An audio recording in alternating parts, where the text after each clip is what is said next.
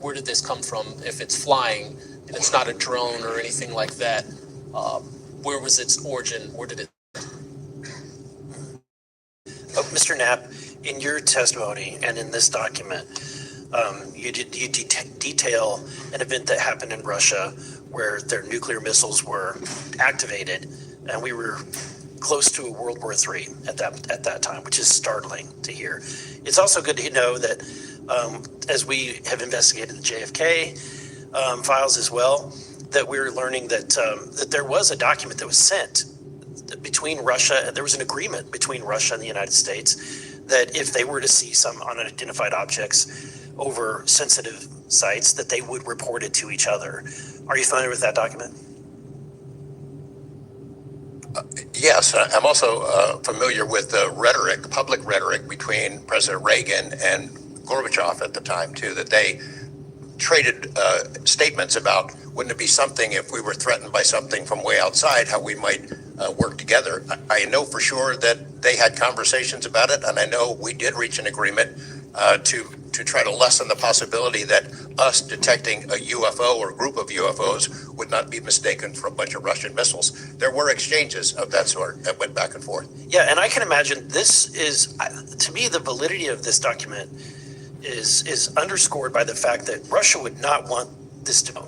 They absolutely would not want the public to know, or the United States to know, that there was a vulnerability in their missile systems. Would you agree? Absolutely. And, and we had many similar incidents at our nuclear weapons facilities here that have all been sort of swept under the rug. But it's pretty scary when you take down 10 missile silos during tense times. Their explanation for it, then it was a special test of security mechanisms or using EMPs, which is a preposterous explanation. Real quick, we're going to cut to Mr. Ogles. He just got back. So we're in a special kind of lightning round, so 5 minutes, and then we'll go back to our line of questioning. Thank you, Madam Chair.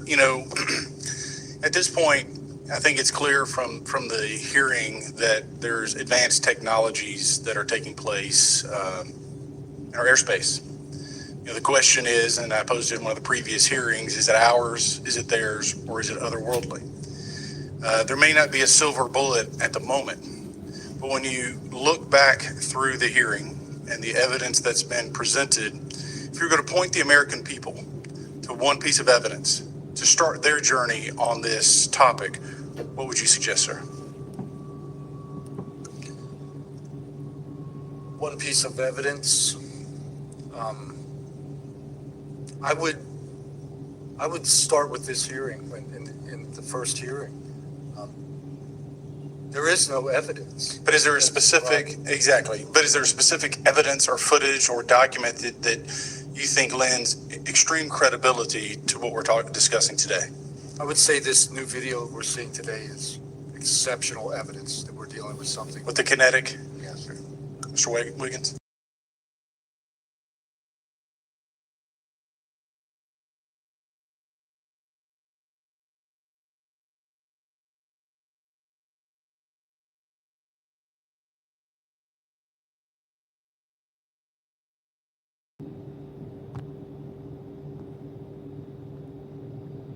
In the law enforcement community, anytime you're conducting an investigation, you're always looking at the totality of the circumstances, looking at all the evidence and how they piece together.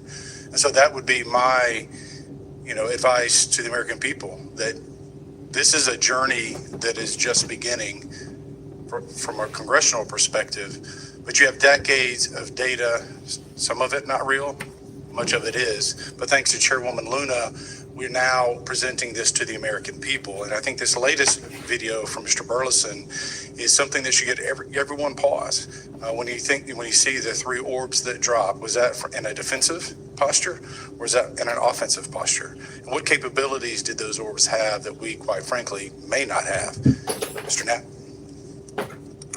As I mentioned at the beginning of my remarks, what hooked me on the story was the paper trail, these documents that shouldn't exist. We've been told for decades, over and over, there's nothing to it. It's not a threat. You can go about your business. And then when FOIA becomes the law of the land, thousands of pages to the contrary leak out.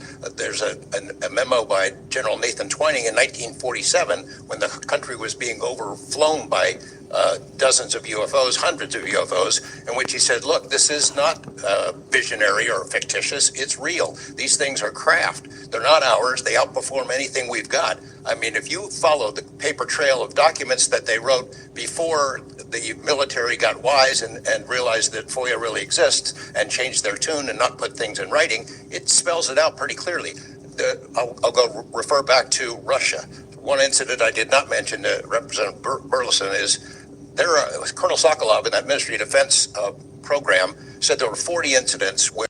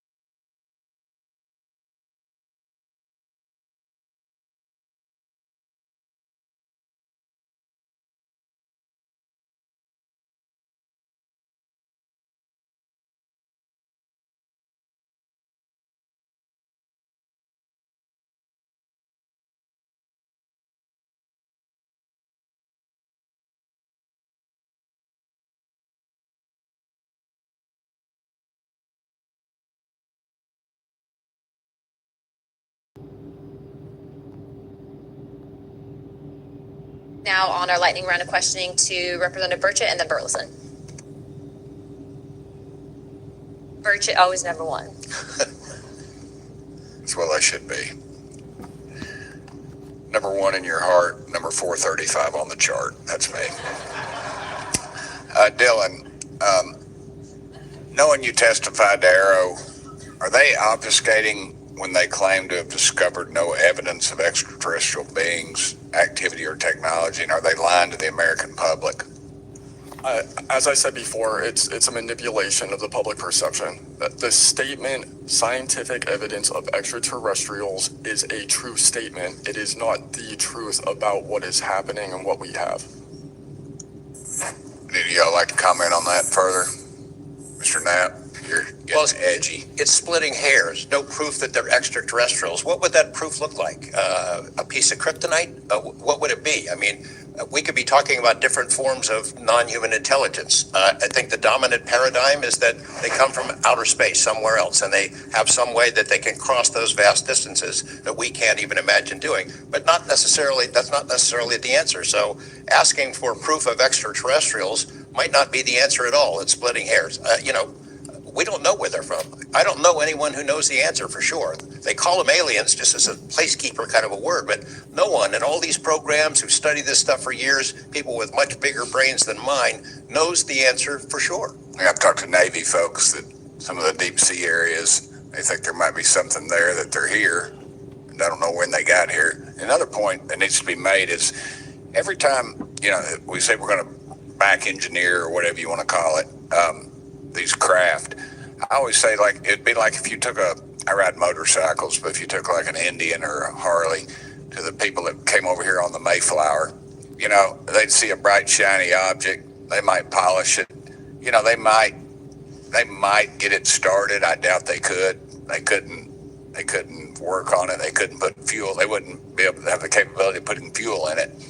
I just think that's something that we don't have any knowledge of, and that's why it's just taken so dadgum long. But they do know, first one that cracks that code, it's over. I mean, it's energy, it's power, it's everything. And I worry too that in the wrong hands that they do that, they keep it from the rest of us because they're so invested in whatever energy sources we have here that their billionaire buddies are going to profit, and they can't retool because they know once it's out on the internet, it's over. And so I think there's a lot of things going after it, and I think that's why the move to discredit folks is so rapid too. I think they point to them and they put the dogs on them. and it disgusts me. There's a price to be paid for that too. The Russians and Chinese are trying to figure this out as well, but they don't have the same kind of stigma. They tell their best scientists and engineers, get in there and work on it. And they've been doing it for a very long time, might have a head start on us. Here, we don't have our best scientists and engineers working on it because they've been told it's nonsense. The stigma is very real for people like that. I agree. Yield back, Chair Lady. Thank you. I'd now like to recognize Representative Burleson. Mr. Nusatelli, when you heard the testimony of Mr. Knapp talking about these missiles were shut down or turned on in Russia, does that remind you, when you hear these stories, it's got to remind you of the event that happened on your base? Absolutely. There are many accounts of incursions of this type taking place. I believe in the 60s, we had a similar incursion in New England. And the same thing happened. There were these objects coming over the base at low altitude, 200 feet over the base security police, and they were scrambling fighters, and then the objects would just fly off, and that went on for weeks. So the historical record has laid out that there's a pattern. Our installations are visited by these craft. You know, they come in and do whatever they're doing, and then they leave. And we don't know how to respond. We don't know how to protect the installation. So that's why we're here. When you first heard, and we're having to report on these incidents that were being witnessed by other individuals, did you believe them? Did you yourself believe it would be true until you saw it? These are people I've worked with for years, deployed with. I was in some of their weddings. These are people that I worked with every day of my life. Usually when the events were occurring, we were all together. There'd be 40, 60, 100 people on duty during these encounters. Really? Yeah. All seeing it at the same time? Yes, these encounters were playing out while we were on duty, and we were responding and investigating in real time as they occurred. And as you said, the importance of your operation was highly important because they said it's the most important in 25 years, the research that you were conducting. For that particular launch, we had 500 Air Force police officers guarding the launch. 500 people. It was that critical. Wow. But had this thing showed up, we wouldn't have been able to do anything to prevent it showing up. Real quickly, can you just re-describe size and whether or not you heard anything? It was how big, wise? The two square objects were at least as large as a football field. The second encounter, they think it was much larger than a football field. We're talking like flying buildings. The object I saw was about 30. And to confirm, you were not the only person that saw this. Correct. I think I was also told that there was also reports of this in a police blotter in the area. Can you confirm that? Yes, that's the documentation that I maintained from the original event and turned into Aero and the FBI. Okay. Do you have any more, Burleson? No, Madam Chair, I just want to reiterate to the American people that if you're frustrated, so are we. We're extremely frustrated. We've been, the 2-3 years, I can only imagine how frustrated Mr. Knapp is or Danny Sheehan is, and the amount of time that you guys have poured into this to try to get answers. I mean, Don is back there. He's been pouring to try to get answers into this. I hope that you all see committed to this, and we're going to be scrappy about it. We may not have the direct authority, but I can assure you, Representative Luna is about as scrappy as it gets. I wouldn't want to scrap with her. But that being said, I think that if the American people want to see answers, we need to action. We've had the hearings. It's time to take action. It's time that we pass Tim Burchett's Whistleblower Act. It's time that we pass the AP Disclosure Act. And I think that we've had a lot of talk about this. It's time for action. Thank you, Burleson.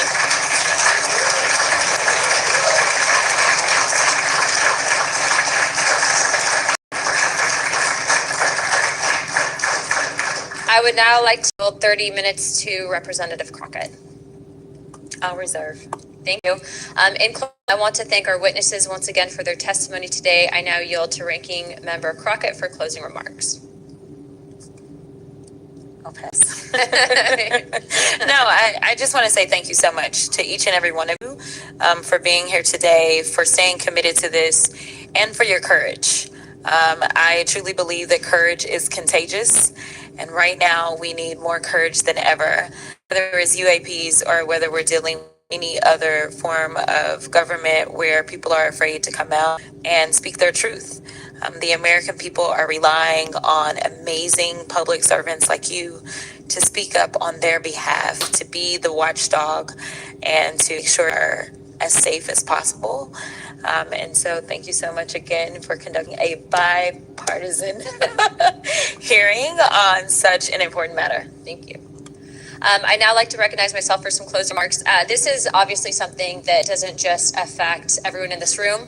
I can tell you that specifically for where I represent in Pinellas County, Tampa Bay, and Florida as a whole, there's many sightings, many questions, people reporting this, but I'm not the only one. I was also told by Representative Biggs, as well as our great representative from Alaska, that these are not isolated instances, and so it does give us reasoning to provide investigative inquiry into these topics. But also too, I would also like Mr. Spielberger, if you could actually review and see if your organization would endorse the Whistleblower Protection Act that Representative Burchett has. I can tell you that I will be signing on to a letter, as well as many other members of this task force, and we hope that the ranking gentleman, or my colleague here, Representative Hitt, as well as our Democrats that were here today, consider also signing on to that, as we do feel that it is time to ensure that our whistleblowers are given adequate protections and that people like Mr. Borland are not facing retribution in the way that they have been.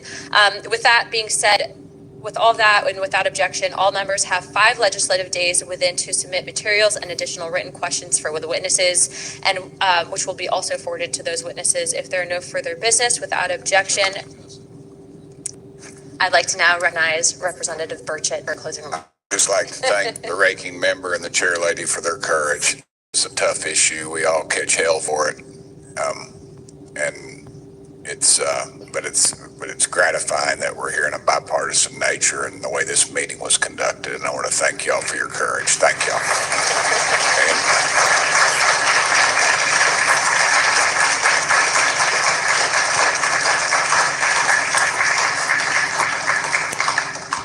Without objection, the task force stands adjourned.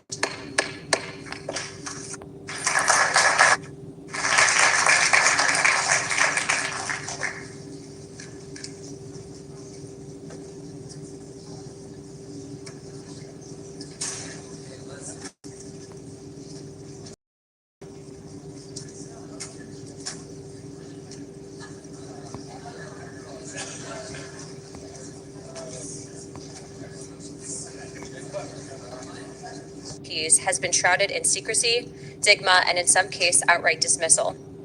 Today, I want to state clearly that this is not science fiction or creating speculation. This is about national security, government and members on this committee. It should be noted that he's a documented liar and brings into question what his purpose at Aerope really was if it was not to follow up on investigations and disclose his findings to members of Congress. A former Deputy Assistant Secretary of Defense for Intelligence, Chris Mellon, described a report published by Arrow that found no evidence that any USG investigation, academic-sponsored research, or official review panel has confirmed any sighting of UAP-represented extraterrestrial technology. As the most error-ridden and unsatisfactory government report I can recall reading after decades of government service. Mellon further noted that this was a first error report submitted to Congress without the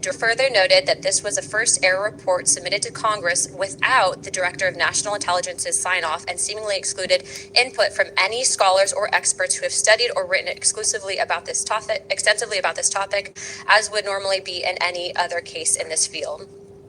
Mellon determined that this report failed to fulfill the congressional mandate under which it was required, omitted entire agencies with known investigations or activities related to UAPs, and omitted any discussion of efforts to hide classified or unclassified information about UAP.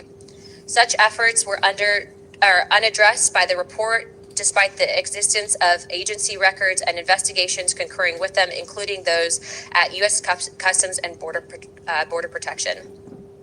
If we set up offices and oversight bodies only to let them become graveyards for testimony or worse, for pretending to investigate when in there was no follow-up, then we are not doing our jobs. In recent months, Congress has also been presented with evidence that points to technologies that, to our knowledge, are beyond our current capabilities. It is our duty as elected representatives to follow the facts, that those facts are not buried under classification stamps or bureaucratic excuses. Let me be clear. UAPs represent adversarial technology, natural phenomena, or something beyond current human understanding. Congress has a responsibility to investigate. If these objects are foreign in origin, then they pose a direct threat to our national security. And if they represent something unknown, they demand rigorous scientific inquiry, not ridicule, not secrecy, and not silence. The stakes are very high. Adversarial nations are not waiting for us to catch up. They are studying these phenomena as well aggressively, as multiple nations have also announced their own parliamentary investigations into this very topic. If we are to continue to hide information from ourselves, we risk strategic surprise. If we continue to ignore pilots and service members, as well as countless government whistleblowers, we risk losing their trust. And if we continue to shield the truth from the public, we risk eroding the very foundation of democratic accountability. This is why this hearing matters. This is not about fueling speculation. This is about demanding the basic transparency from the Department of Defense and the intelligence community and other military contractors. It is about asking the questions every American has the right to ask. What do we know? What don't we know? And why in a free society are we being told so little? A major barrier to this committee's inquiry into UAPs has been the lack of cooperation and transparency from the Department of Defense and the intelligence community. In preparation for previous UAP hearings, the committee repeatedly asked the Department of Defense to allow members to view videos and files related to UAP incidences. Unfortunately, the Department of Defense notified the committee staff that due to the department's special access program rules, only members of the House Armed Service Committee, as well as the Defense Subcommittee on House Appropriations, also known as HACD, were allowed to be read in onto such programs. For a non-committee member to be allowed to view these documents and videos, individual members must be approved by the chairman and ranking member of both HASC and HACD. Independent staff oversight has presented a consistent problem for Congress, as well as program budgets are classified. Additionally, oversight reporting to Congress is classified and only provided to the authorizing and appropriations committees of jurisdiction. The American people are not fragile. They do not need to be shielded like children from reality. What they cannot tolerate and what they will not forgive is a government that withholds the truth and punishes those who dare to speak up. I want to close with this.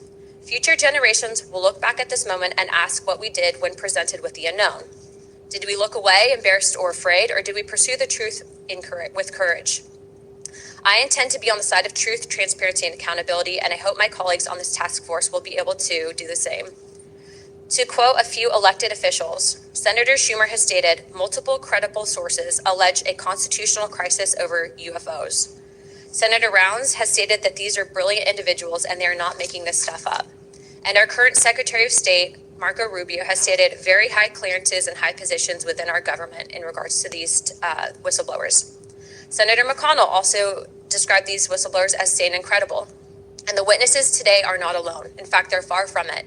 In fact, 34 senior military, government, and intelligence officials have broken their silence. This includes now Secretary of State Marco Rubio, Senator Rounds, Senator Gillibrand, General Jim Clapper, the former director of the government's UAP task force, the former head of aviation security for the White House National Security Council, the former Secretary of Defense, and many more. Again, to quote Secretary of State Rubio in an upcoming documentary known as The Age of Disclosure, even presidents have been operating on a need-to-know basis that begins to spin out of control.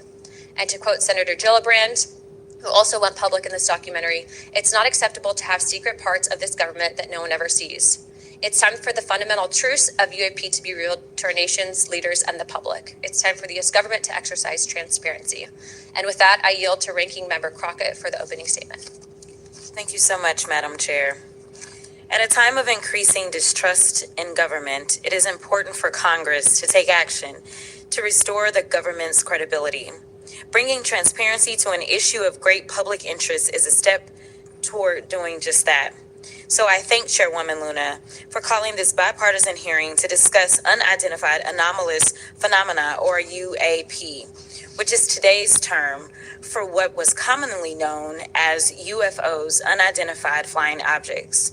And while some people think of flying saucers when they hear these terms, it is vital that we focus on the real world impact of UAPs on critical infrastructure, civilian safety, and national security. There is good reason to believe that most UAPs have origins far closer to home. Currently, NASA has not found any evidence that any UAPs have an extraterrestrial origin.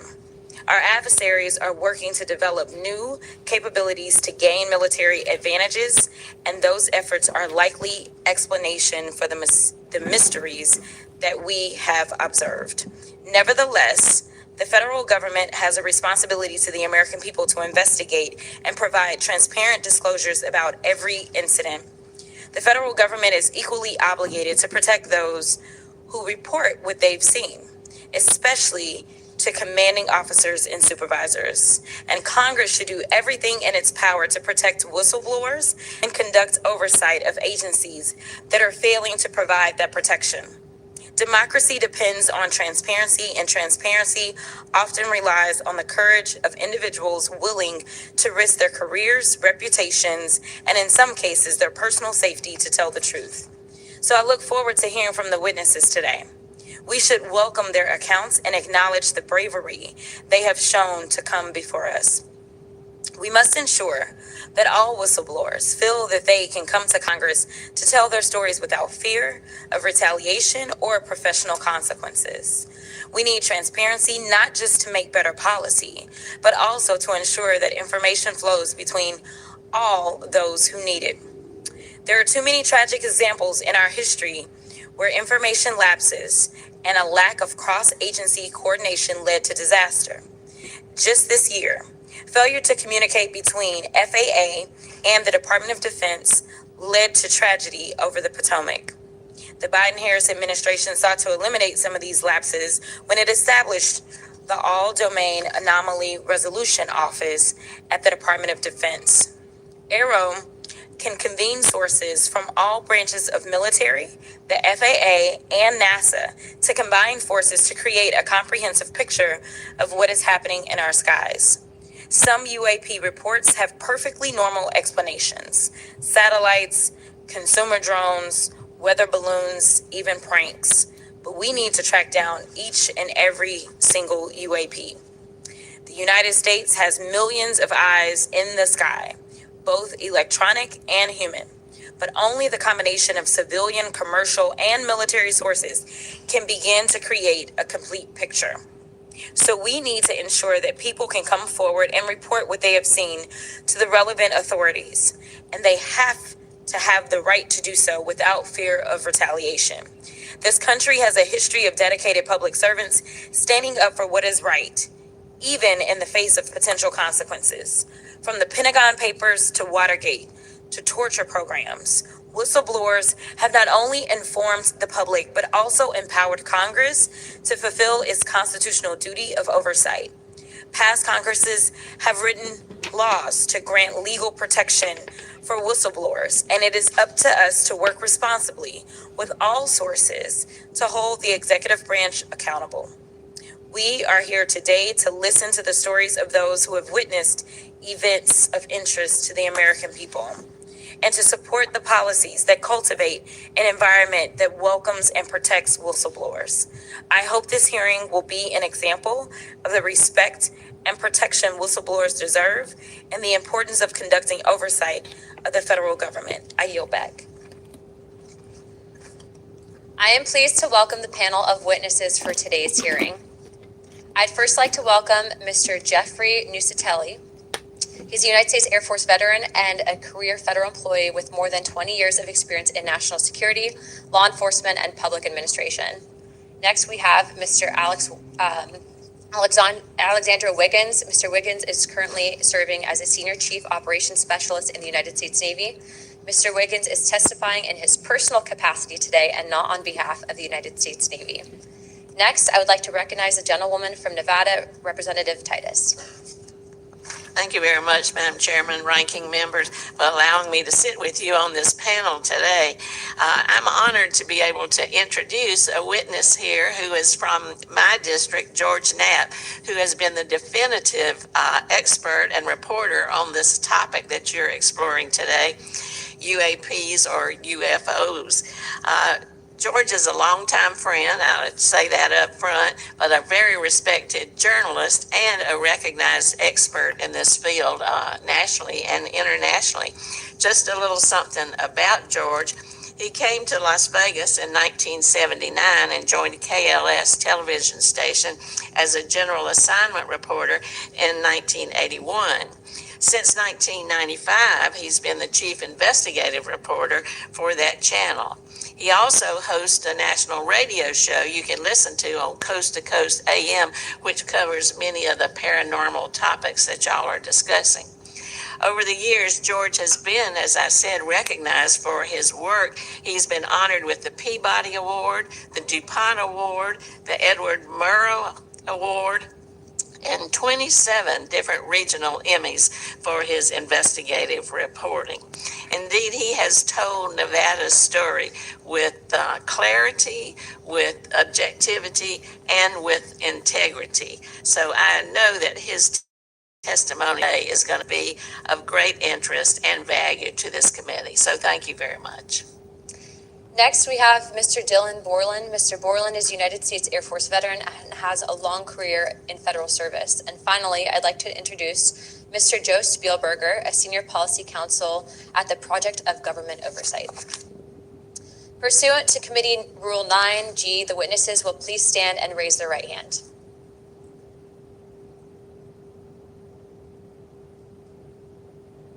Do you solemnly swear or affirm that the testimony that you're about to give is the truth, the whole truth, and the nothing but the truth, so help you God? Let the record show that the witnesses answered an affirmative. Thank you. You may take your seat. We appreciate you being here today, and I look forward to hearing your testimony. Let me remind the witnesses that we have read your written statements, and it will appear in full in the hearing record. Please limit your oral statements to 5 minutes, but I understand you have a lot to get through, so if it goes a little over, don't worry about it. As a reminder, please press the button on the microphone in front of you so that it is on and the members can hear you. When you begin to speak, the light in front of you will turn green. After 4 minutes, the light will turn yellow, and when the red light comes on, your 5 minutes have expired, and we will ask you to please wrap it up.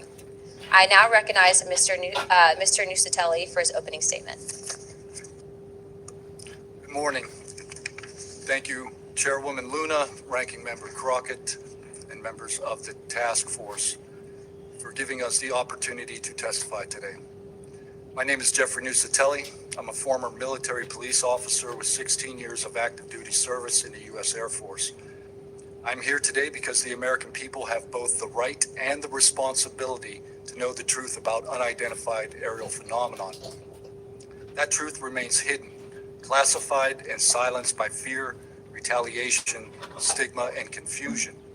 Today, we are here to help break that silence.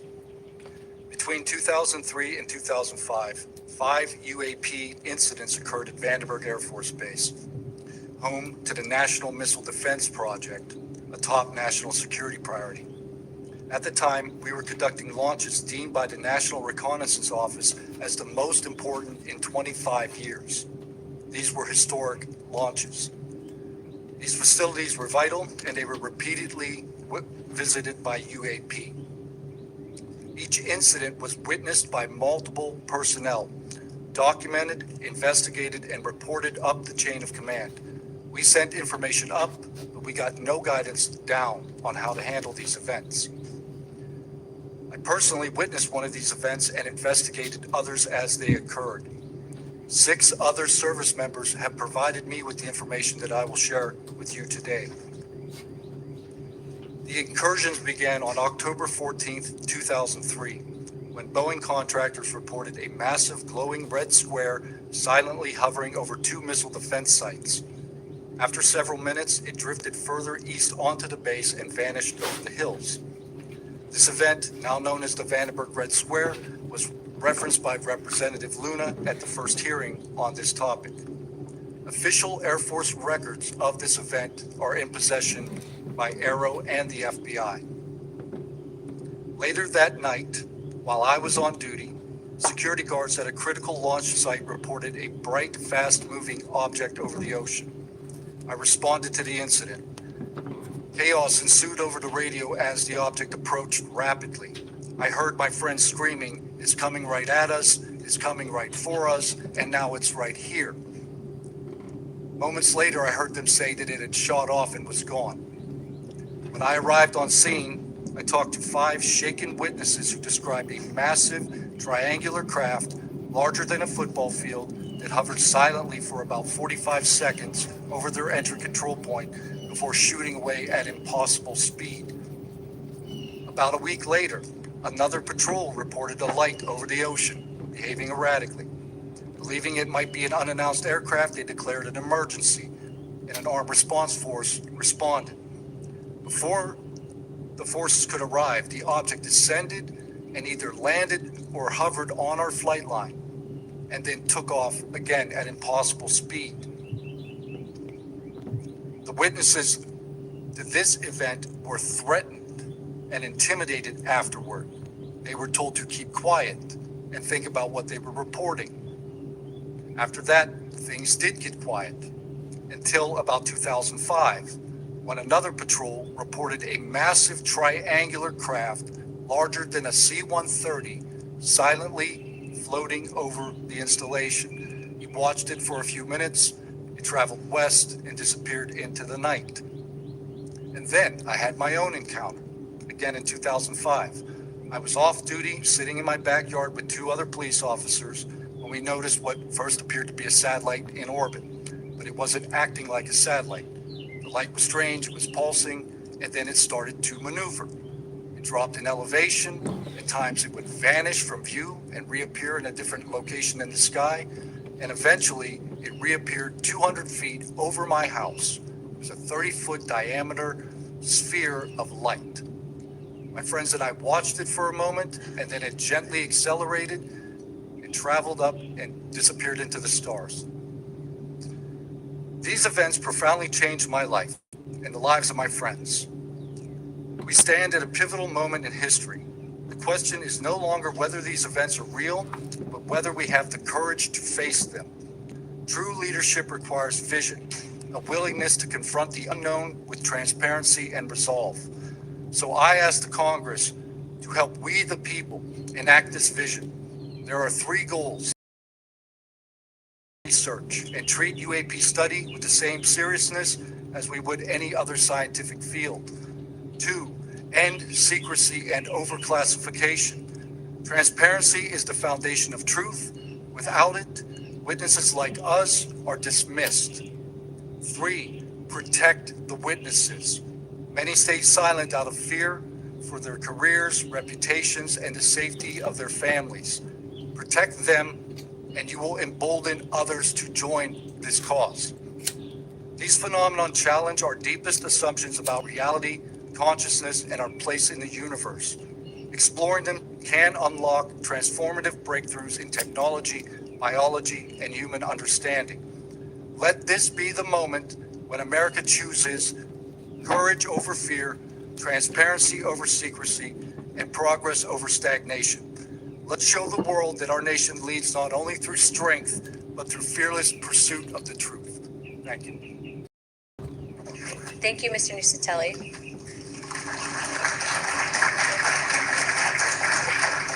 Is that on here? I now recognize Chief Wiggins for his opening statement.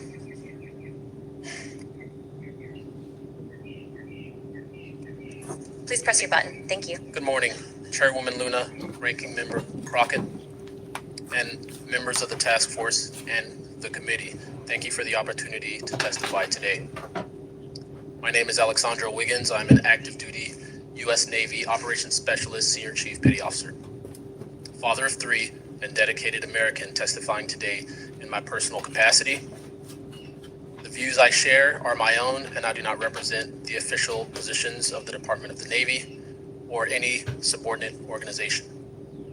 On the evening of February 15th, 2023, at approximately 19:15 PST in the Whiskey 291 warning area off the coast of Southern California. I was serving on board USS Jackson. During that period, I moved between the Interior Communications Center, ICC-1, and the bridge wing, correlating the sensor picture with visual observations, part of my routine responsibilities for surface and air picture management. What I observed and what our crew recorded was not consistent with conventional aircraft or drones as they appear on our system. A self-luminous tic-tac shaped object emerged from the ocean before linking up with three other similar objects. The four then disappeared simultaneously with a high synchronized, near instantaneous acceleration. I observed no sonic boom and no conventional propulsion signatures.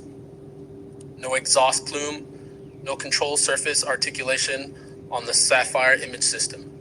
Shortly after the synchronized departure, radar tracks dropped.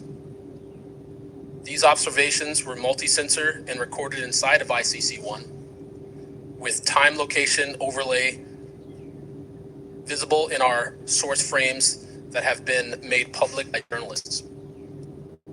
From my experience operating in this region over many years, and consistent with our public characterized encounters, unidentified objects reoccur in United States operation areas off Southern California.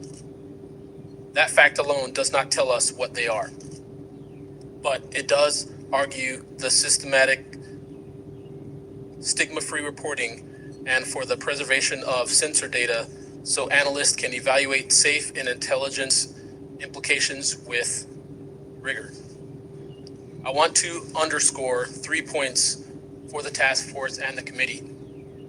Aviation and maritime safety.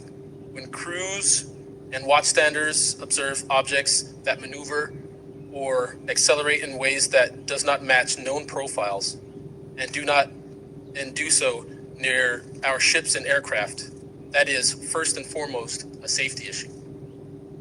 Standardized checklist and training should ensure we capture the best possible sensor data in real time, including IR settings, slant range estimates, and bearing and range altitude snapshots, and immediate chain of custody for any recordings. Reporting without stigma, protection without retribution. Sailors need to know that reporting UAP encounters will not harm their careers.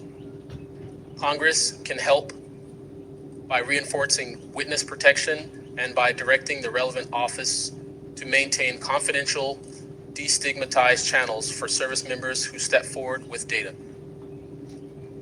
Declassification and transparency where possible. The task force declassification mission is directly relevant here. Where operational security permits releasing metadata preserved sensor excerpts or at least technical summaries would improve public trust and accelerate outside scientific scrutiny.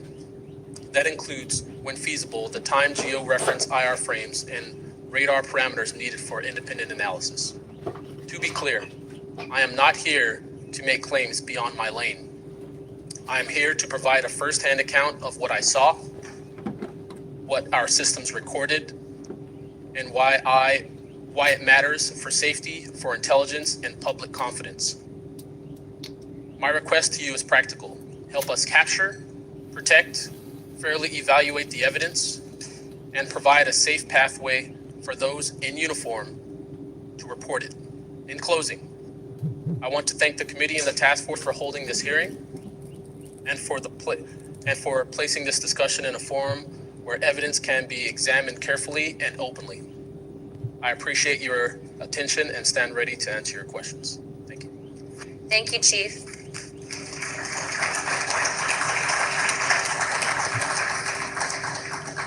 I now recognize Mr. Knapp for his opening statement. Good morning, Chairwoman Luna, Ranking Member, Ms. Crockett, and members of the task force. And Dina Titus, I just knew we were going to get you involved in this topic at one point. Great to see you here. I'm George Knapp, Chief Investigative Reporter at KLAS TV in Las Vegas. I began my pursuit of this weird mystery way back in 1980. Story. It's not a matter of faith or belief. To me, it's a story, and it's an important one. I'm proud to be here alongside these witnesses today, men who have seen strange things and step forward to tell the world about it. Whistleblowers and witnesses who step up are routinely insulted, belittled, or worse. They risk their reputations, their careers, their clearances, their livelihoods, much more than that, even their freedom. I know that one of the goals of the task force here is to figure out ways to protect whistleblowers and witnesses. And it's a tall order because so many of the things that happen to witnesses like these are extra legal. They're carried out by persons unknown, as Mr. Dave Grush, sitting up at the top of the room, knows all too well, including events in recent days that have happened to him.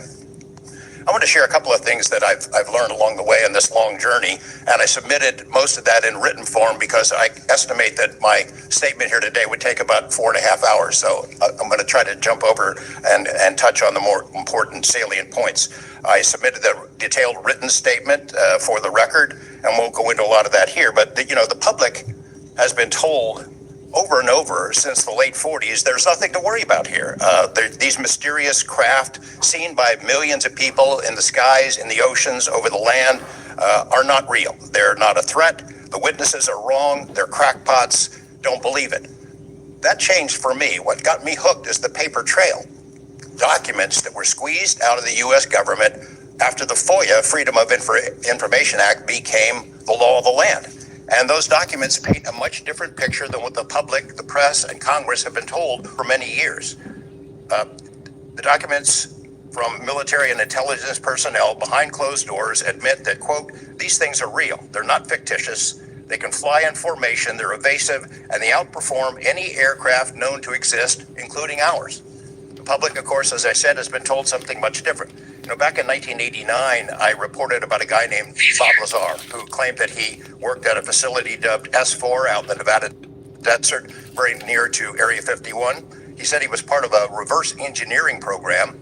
He said there are alien craft that would be taken apart to figure out how they operated out there. And that was a pretty tall order. I had clearly taken a dive into the deep end of the pool there. But in the years since then, I've interviewed dozens of other people, and I've detailed what their testimony has been in the written statement. They include Senator Harry Reid, Senator Howard Cannon, also of Nevada, a guy named Al O'Donnell, who was the first general manager of EG&G in Nevada, which managed the Nevada test site, which blew up hundreds of nuclear weapons.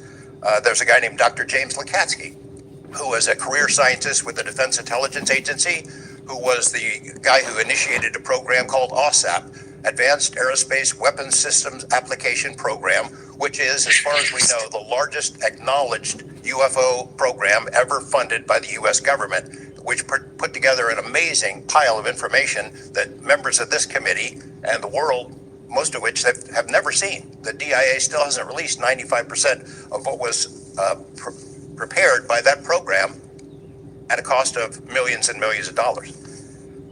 The one name I do want to bring up in this session, though, is Robert Bigelow. So looking into the idea of crash retrievals and reverse engineering, while OSAP, that program, was active, the DIA's contractor, Robert Bigelow of Las Vegas, made a bold attempt to acquire physical proof of UFO crashes. It's been widely reported and suspected that Lockheed Martin is one of the contractors, the defense contractors, that has held this stuff, stored it away in secrecy, and tried to figure out how it works.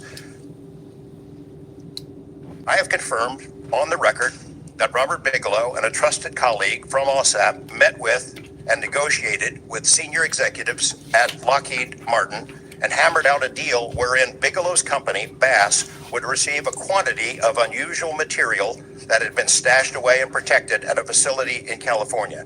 That material was not made here. I want to move on now to the Russia files, because that was going to be sort of the central impetus of what I was going to talk to you about today. Back in the early 90s, I got into Russia, met with a number of their defense officials, Ministry of Defense and others, who confirmed for me that Russia had been doing the same thing the United States had been doing, that is, secretly studying UFOs while publicly saying something completely different. The documents and interviews that I obtained and have now shared with this task force show that the USSR launched what is almost certainly the largest UFO UAP investigation in the world. The first phase of that was an order was sent out to the entire USSR military empire that every unit, you see anything strange in the sky, a craft, an orb, something unusual, you had to gather all the evidence, collect testimony from the witnesses, look for physical evidence, and all of that information went into one program at the Ministry of Defense. Thousands and thousands of these reports came in. A lot of them were first routed to the KGB, but then back to another program that came after this collection effort called Thread 3. And Thread 3 was an analysis program. We provided to the committee the documents of what they were trying to do, and essentially they were trying to build their own UFOs. They were using the information from their observations and studies to try to figure out that technology. The guy who was in charge of that program, Colonel Boris Sokolov, told me that their goal was to basically develop technology that would be superior to anything we had, based on what they learned from UFOs. Mr. Knapp, just in the name of time, Sure. to my understanding, did you have anything you wanted to submit for Congress to see in this committee? I have submitted those documents. Would you like to play any videos? Do you have a video that you would like to play? I don't think it's for me to play. No, that was for Alexander.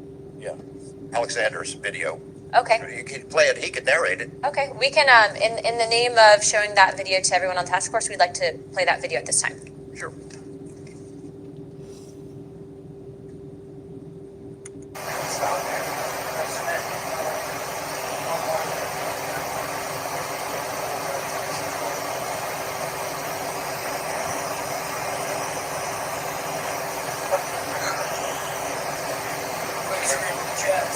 I'm surprised you're telling me. You call it the BDSS team. Yeah, like 22,000 feet.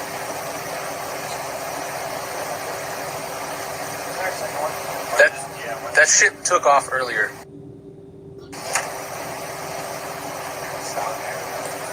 If we can get rid of the audio real quick.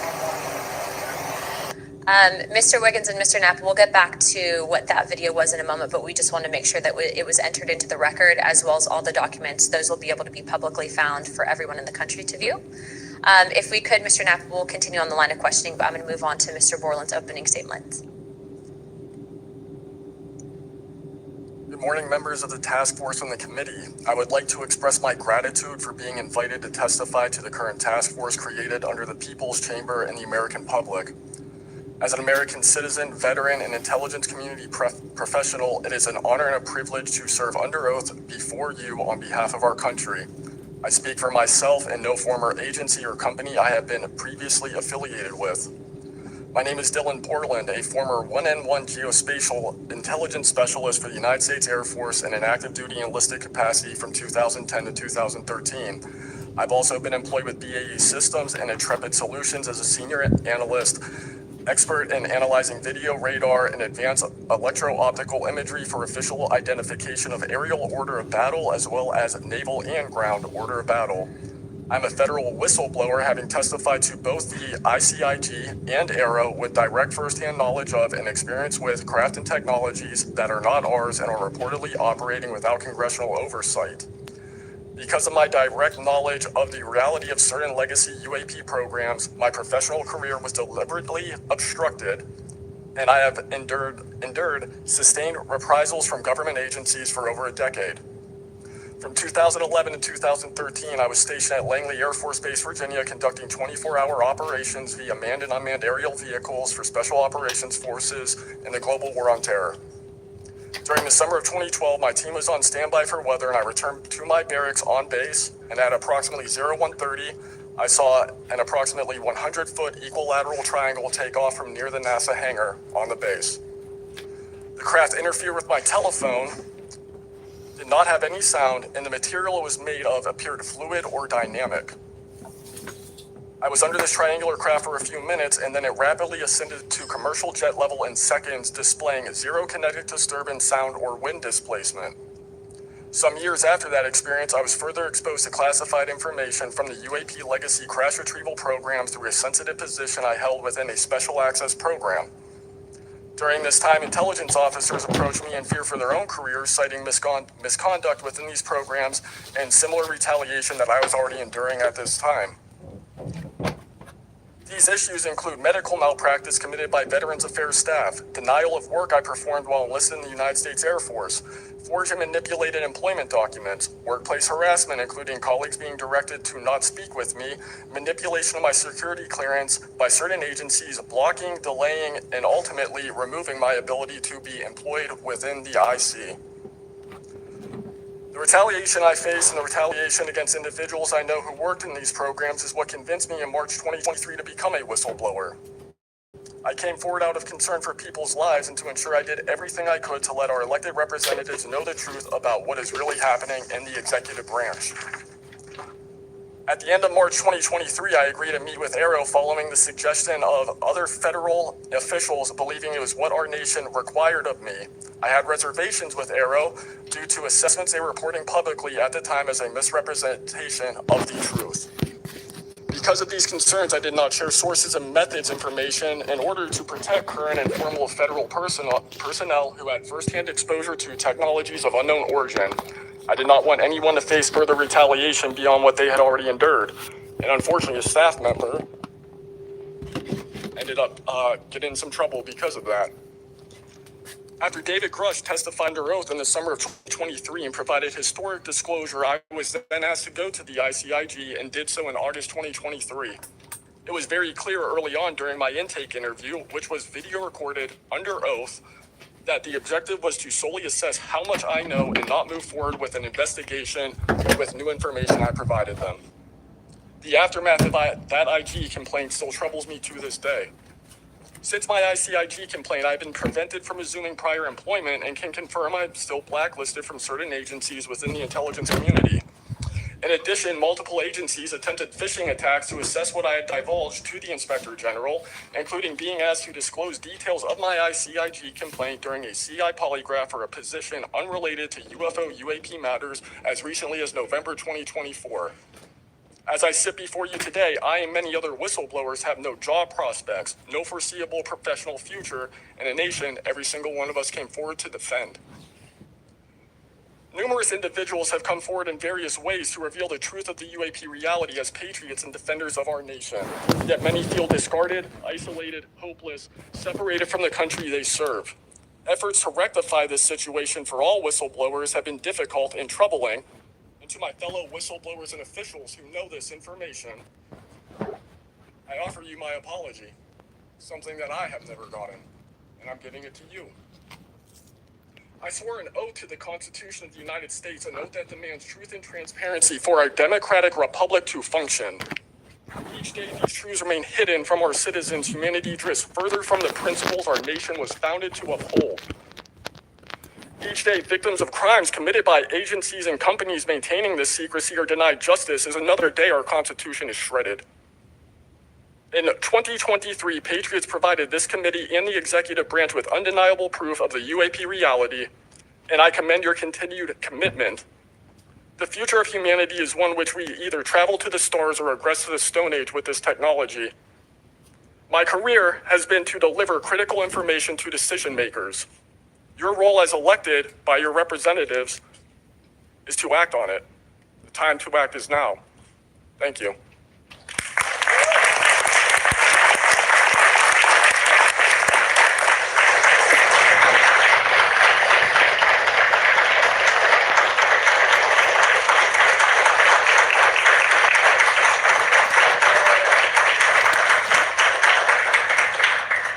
Mr. Borland, thank you for your service to our country, and we appreciate you. And we are sorry about how you've been treated, and we will make sure that we try to rectify that situation.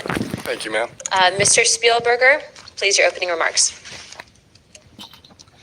Chairwoman Luna, Ranking Member Crockett, and Task Force members, thank you for the opportunity to testify here today about the importance of strengthening whistleblower protections, especially in the context of national security. I am a senior policy counsel at the Project on Government Oversight, a nonpartisan independent watchdog organization that investigates and exposes waste, corruption, abuse of power, and when the government fails to serve the public or silences those who report wrongdoing. Whistleblowers are the first line of defense to root out waste, fraud, abuse of power, and corruption in our government. Congress relies on whistleblowers so that it can fully exercise its oversight and legislative authorities. It's understandable that former presidents of both parties have often taken a hostile approach toward whistleblowers. Their disclosures can embarrass the president and their political party or even lead to a national scandal.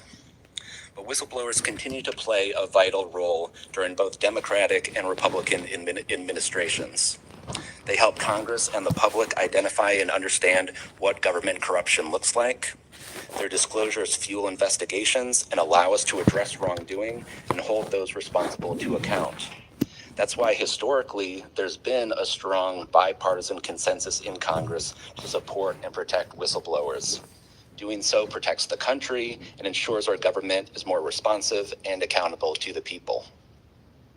National security whistleblowing in particular is a tradition going back to the founding of our country, and over time, national security whistleblowers and their disclosures have impacted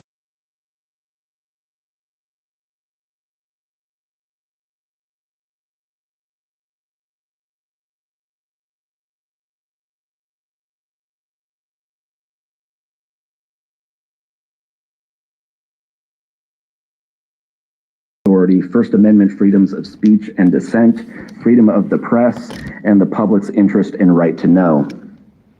Despite this invaluable public service, blowing the whistle comes at great personal risk.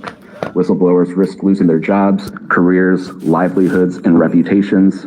They can face retaliatory investigations, lawsuits, and even serious criminal charges. And they can endure deep mental, emotional, and psychological harm. All of that risk to speak the truth, to ensure that agencies fulfill their core missions, and that they serve the best interests of the people. Those who retaliate against whistleblowers don't just violate their legal rights, they inflict real harm on our government and betray the public's trust. Targeting whistleblowers instead of the corruption they expose wastes agency resources and further allows that corruption to continue unaddressed. It can instill a chilling effect across an agency, fostering a climate of fear and distrust, quieting dissent and free speech, and deterring potential whistleblowers from coming forward in the future. Whistleblowers are often some of the most dedicated and principled public servants we have because of their willingness to put themselves on the line to do what's right. And Congress has historically supported them, again, on a bipartisan basis, but unfortunately, whistleblowing has increasingly become more politicized, with support for whistleblowers often hinging on which party is in power and which party is politically inconvenienced by the misconduct being exposed. But to be clear, targeting whistleblowers individually risks undermining whistleblowing, period. POGO advises members of Congress on both sides of the aisle to focus on the evidence, not the individual. We will always need whistleblowers to achieve the government that best serves its people, because when people of conscience, integrity, and good character refuse to speak up out of fear, complacency, or self-preservation, and leave corruption to fester behind closed doors, that is probably the most dangerous risk of all. If we are serious about increasing government transparency and restoring the public's trust, we need public servants committed to the truth. Whistleblowers need safe and effective channels to make lawful disclosures. They need stronger protections against retaliation, and when they do face retaliation, they need a fair shot to be made whole. Congress has made strides to pass whistleblower legislation, and these laws need to be updated and expanded so that whistleblowers truly receive the protections they need, retaliators are held accountable, and we can achieve the type of government the people deserve. We strongly urge Congress to continue its historic tradition of championing the rights and protections of all whistleblowers. Thank you again for the opportunity to testify here this morning. POGO is committed to working with you and the Oversight Committee to address these critical issues. I look forward to any questions. Thank you, sir, very much. Additionally, without objection,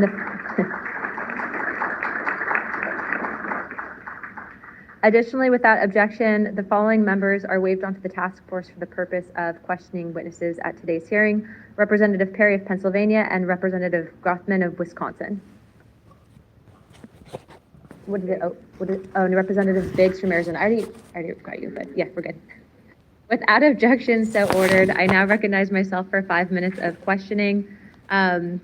Also, as my friend Mr. Moskowitz might have to go, would you like to go now? Okay, all right. Mr. Borland, in your testimony, you described witnessing large triangular craft while stationed at Langley Air Force Base in 2012. Can you explain what you observed in terms of size, behavior, and why you're confident it was not conventional technology? Great question, ma'am. So on the base, I lived in the barracks. There was a little smoke pit outside. I was there on the telephone and looking across to the flight line, and I see a white light pop up and stop about 100 feet in the air. I thought it was a weather balloon. I've seen tests from there before, weeknight, normal thing, not surprising. I actually finished my cigarette and I began walking up towards the flight line. There is a track, and because I was on 3 months of night work, I would walk the track at night when we were. The light then flies across the base, across the flight line, and as it flies to me, a triangle manifests around the light. I can't tell you if it's active camouflage. I can't tell you if it appeared around the light, but I can tell you that it was a white light and then it was a triangle. It stopped about 100 feet in front of me and approximately 100 feet above me. My telephone got extremely hot, completely froze, dead. 1 to 2 stories thick, equilateral triangle. I could never see the top of it, and the edges were 90 degrees. There were 4 lights in total, 1 light on each corner and a larger light in the center, 2 to 3 times the size of the corner lights. But what was really odd was the outside. The best way to describe it is like looking at a James Webb telescope picture where you have the colors and then the black background. So the craft itself was this black metallic flake paint, but on top of the craft was this gold, lava, plasma, some type of fluid going over and around the craft. I'm under this for about 2 to 3 minutes, and then the center light flashes 2 to 3 times, no sound, immediately shoots up to commercial jet level minimum, in my opinion, and I immediately feel static electricity all over my body, and then I smell the smell of after a thunderstorm or lightning storm, that really strong summer thunderstorm smell. It's up to flight level. I'm trying to get my phone reset, and I can only see the center light at this point. If I didn't actually see it take off, I would have thought it was a star. And then it hovers up there and it begins to slowly move due east out over the Atlantic Ocean. I finally got my phone reset. The entire thing was about, from the time I saw the light pop up near the hangar until it took off out over the ocean, was about 15 minutes. And following up to that question, after you disclose this information to the intelligence community, Inspector General, you're subject to phishing attempts and job blacklisting. How widespread do you think this is across the intelligence community for those who raise concerns regarding UAP programs? It's a difficult question to answer. I think prior to David Grush and people beginning this process of bringing people into awareness of the reality of these programs and certain things people have witnessed, probably extremely widespread. I think today there's still an issue, but because people are able to come before you and people are speaking out, I think it has been somewhat less. I would hope, though, that people would, because if this goes back into closed doors, this is going to get really ugly. What type of behavior have you witnessed from former Aero Director Sean Kilpatrick as well as his staff in relation to this information you provided to them? Did they ever try to classify this information as non-human technology? Good question. The problem with this is that I know what I experienced firsthand, and I know other things. I think the staff at Aero that I met with in March of 2023, I think they were good people doing the job they were told to do. I did not meet with Kirkpatrick. He was either not present or did not want to meet me that day. However, they did classify information about the reality of this subject, and very concerning because in my Aero MFR, they had actually referenced a former staff member that was the one who told me to go there, and they probably shouldn't have done that. And real quick before my time is up, and we might go to second round of questioning, just so you're all aware, how important, given everything that you've seen and experienced, is the UAP Disclosure Act of 2025 in restoring both public accountability and trust? I think very important. I would hope, though, that the 7-year window could be shrunk, my opinion, but very important. The truth needs to be known. Thank you very much. I now recognize Jared Moskowitz of Florida. Thank you, Madam Chairwoman. Thank you for allowing me to wave on to the committee. I remember, the last committee when we had a bunch of former military personnel folks that either served on bases, were pilots, or were in different programs experiencing knowledge. It made me recognize that the narrative has changed, right? It's politically convenient if you all weren't military folks in suits. It would be much better if you pulled up in Winnebagoes and were wearing hats. And so the picture of this, because that's important for the American people and how you tell a story, what the message looks like, and who the messenger is. So this is now the second or third committee where we have former military folks with impeccable records, with information and knowledge. And it's definitely clear on a bipartisan basis that we have to protect our whistleblowers. There's no doubt. And in a day in which it's really hard to tell what's true or not from a political standpoint.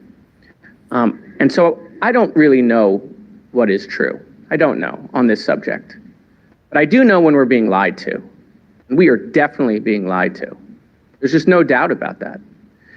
Mr. Wiggins, I want to talk to you. I find your background and testimony. When you first saw what you were looking at, what were your first thoughts? My first thoughts were, I think everything that I was told and taught as a kid and as growing adult no longer, was applicable. If I'm able to see something that I thought defies gravity in such a way, then what else could be possible? That was my first thought. So did you think what you were looking at was a weapons program that you were unaware of, or did you think what you were looking at was obviously some extraterrestrial piece of technology? Neither one of those crossed my mind. It was just. How about now? What do you think it is now?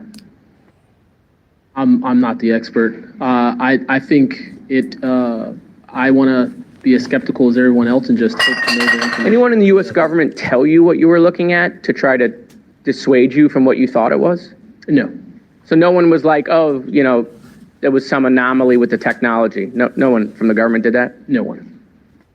How do you think you were treated when you reported this information or have talked about, the Tic Tac video is well out there. It's well reported. How were you treated?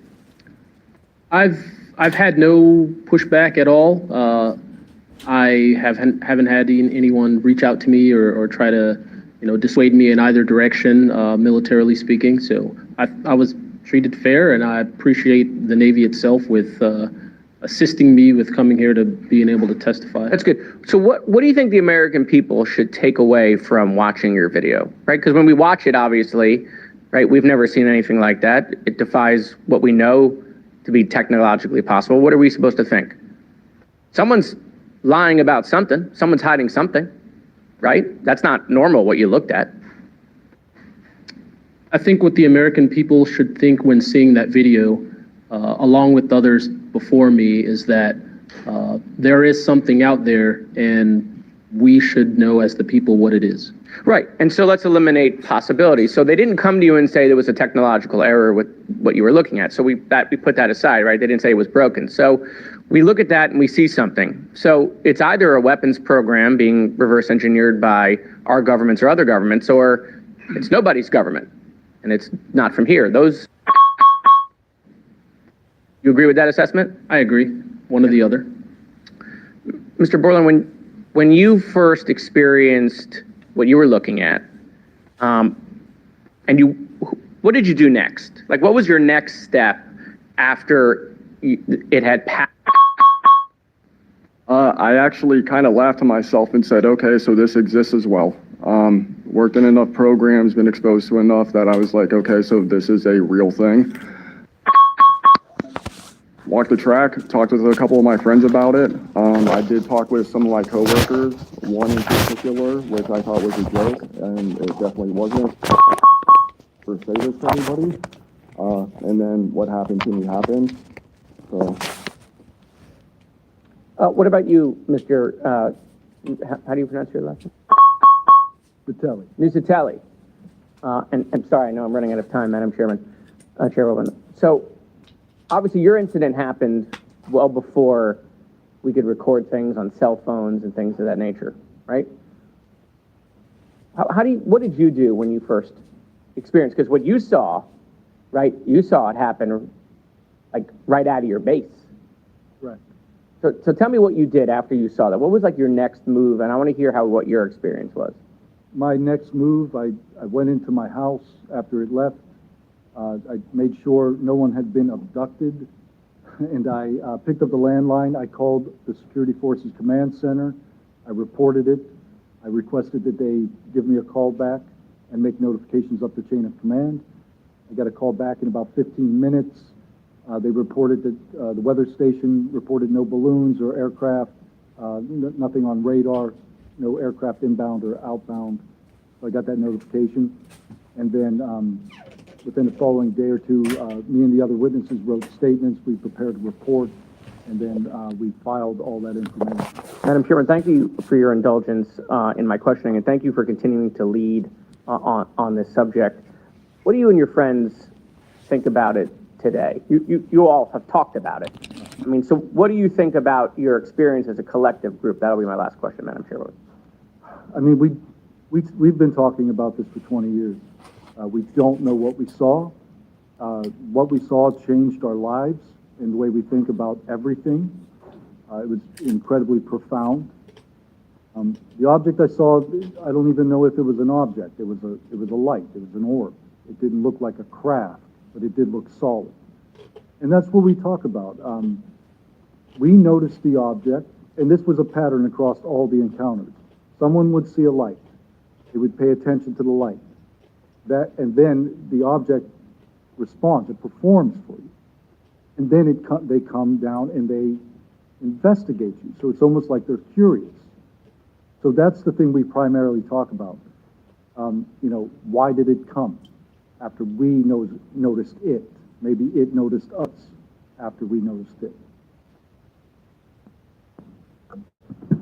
I now recognize Representative Mace for 5 minutes. Thank you, Madam Chair, and I want to thank all of our witnesses for being here today. Mr. Borland, I'd like to start with you and ask a few questions. Were there any other witnesses when you saw the equilateral triangle? Were there other witnesses that saw the same thing? Not to my knowledge, ma'am.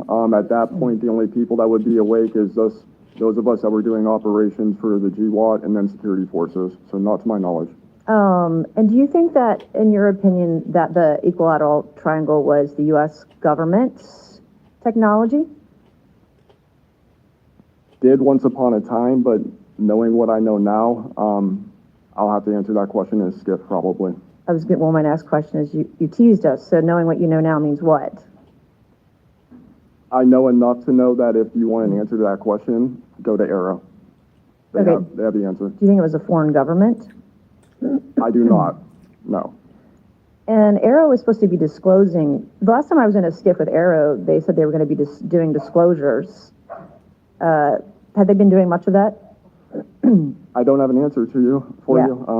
I don't know. I know what Arrow reports publicly, and I know what I've been through. Yeah. And some of this stuff can be, I think, debunked, right? Sometimes there are weather balloons that look kind of a little funky, or drones or whatever, depending on the angle, direction, speed, etc. Are you scared for your safety? That's a complicated question. So being here today, if I say the wrong word, technically I can be charged with espionage. Espionage is a death penalty. Whistleblowers have faced it. John Kiriakou, for example. I am not scared for my physical safety in the sense of an agency or company coming to kill me, but I have no job. My career has been tarnished. You know, I'm unemployed, living off of unemployment for the next 3-4 weeks until that's gone.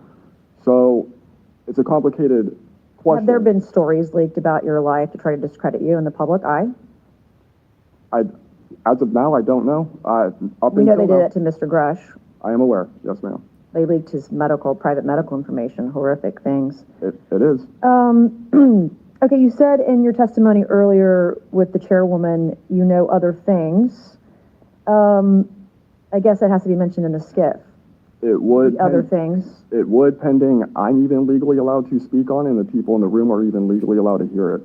And is that, would we need to know the compartmentalized word, like what the code word is, or the name of the program, the special access program, in order to even hear it? You have to know the word, right? I would suggest, the name of it, right? I would suggest that to be asked to DNI Gabbard and work with her for that, because I can't give you the answer on what is the requirement. But this is what the U.S. government does, right? They compartmentalize the information. We certain people know the name of the program, and if you don't know it, you can't get the information. If you don't have the name, you don't know what to ask for.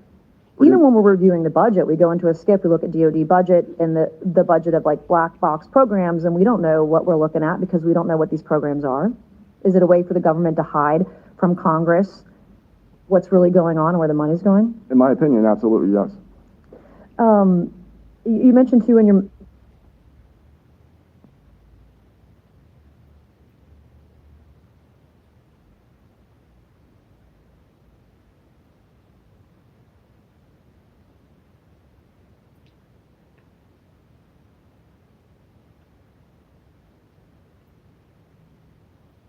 that information at all at the time. In fact, I believe you guys have talked about how Arrow didn't even have a website for quite a period of time. We were told they were going to do disclosures, both what they've debunked, because some of it can be debunked, and then what they haven't been able to debunk. And to my knowledge, it hasn't been a thing. I only have 1 minute left. So Mr. Knapp, we are definitely going to watch every documentary. You guys have you and Jeremy have done a terrific job. I usually have more questions than I have answers. I think we all do, and you guys are doing a terrific job to bring information to the public. Do you think that any of this is a psyop by the U.S. government? Entirely possible. I mean, our government and other governments have admitted that they've tried to use UFOs to cover secret projects, but I think they also do some reverse engineering of those claims. So years after people start seeing UFOs over Area 51, for example, they come up with a story, oh yeah, that was, we planted that story. So I read in a major newspaper just a couple of weeks ago, they planted this story. An Air Force colonel went out into the desert, went to a bar at Rachel and gave them some fake UFO photos. And that's how the whole story about Area 51 started, which is preposterous. Yeah, I didn't even get to the crash retrieval program stuff yet, Ms. Chairwoman. There's just so much. Okay, thank you so much for your time today. I wish we had more time. Thank you, Madam Chair.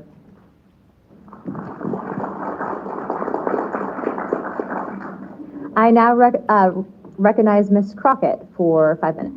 Thank you so much, Madam Chair, and thank you so much to each of the witnesses that have come before us today.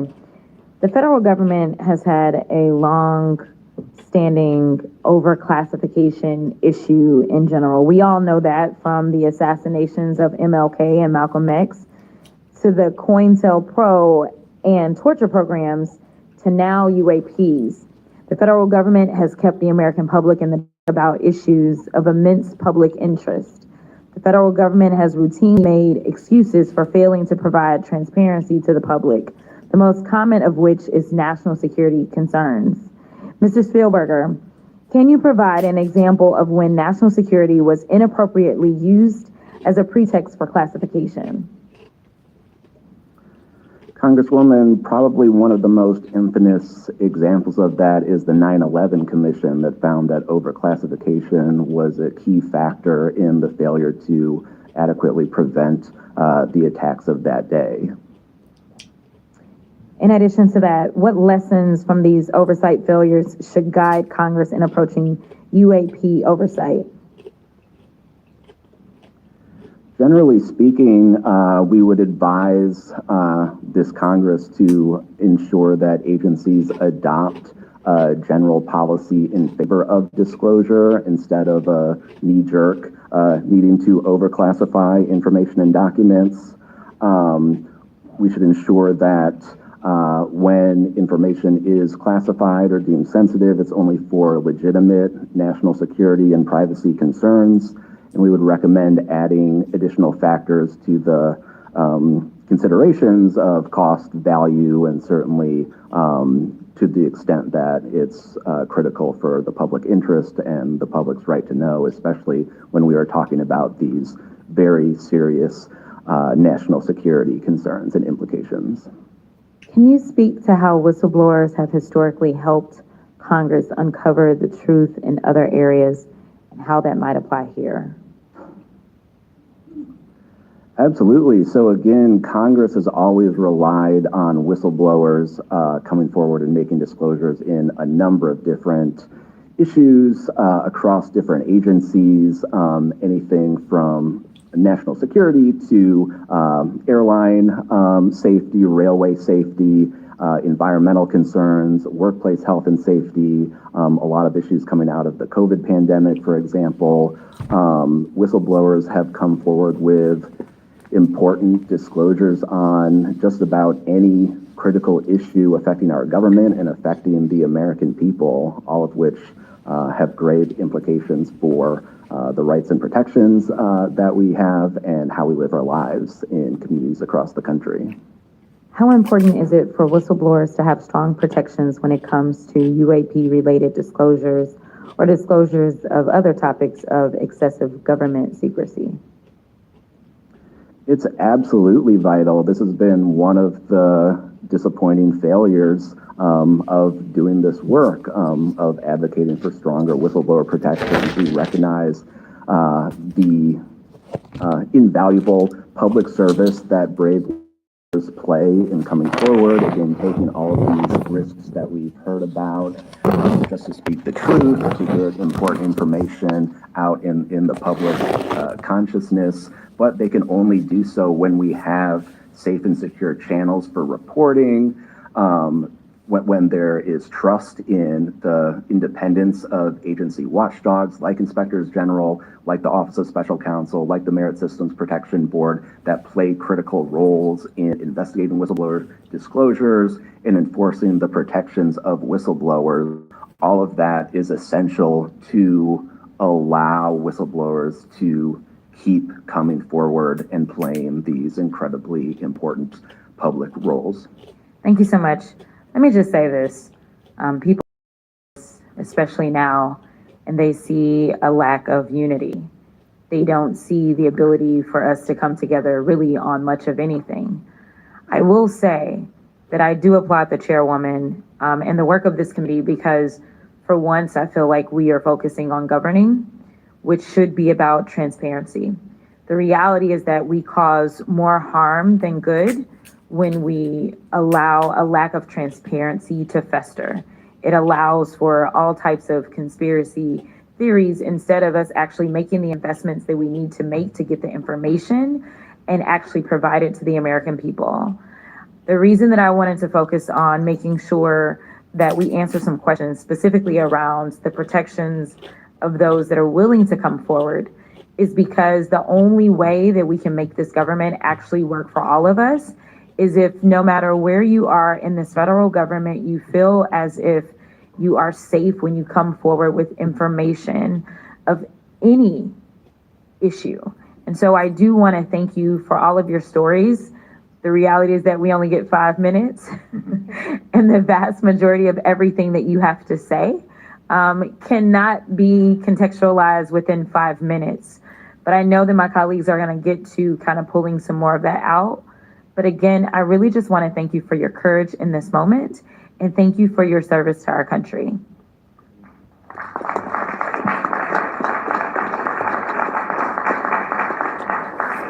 I now recognize Mr. Burchett from Tennessee for 5 minutes. Thank you, Chair Lady, and thank you, Ranking Member Crockett. I see a lot of friends out there, and I see a couple enemies, so I'll remember that. But it's a pleasure being here. I want to remind people, too, this thing is an ongoing deal. We're not going to get this overnight. We've been fighting this battle, some of y'all, for 30 years and maybe longer. I hope we just keep focused on what we're trying to get to is total disclosure we get a little wrapped up in a lot of things, but the government has something and they need to turn it over to us. We pay their dadgum salary, you pay our salary, and you ought to get more out of us than you do. And that's what disgusts me about this whole thing. I think they're just trying to run the clock out on us, really. They'll poke us a little and they'll make jokes to us and try to pull us off the target, but I think we know where we're at. And that's why they're firing at us, because we are over the target.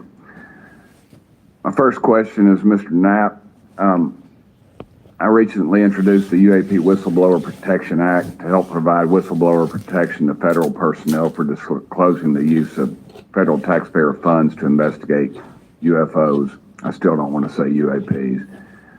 How can Congress further increase whistleblower protections? I think you got to unleash the dogs and go track down the money and where it goes, because a lot of this stuff has been moved out of government. Sure. As you know, Rep. Burchett, it's been given to private contractors who stashed it away. They've had it for so long that there's nobody left inside government, or very few, who know where it is. And they do that to keep us from FOIA, correct? Yeah, it's to keep it from FOIA. And I think that the contractors who've had this stuff for a very long time set their own standards about who is allowed to know what. And it's a very small group that ever cracks that. I think Representative Luna has been looking at the use of classifications to hide things.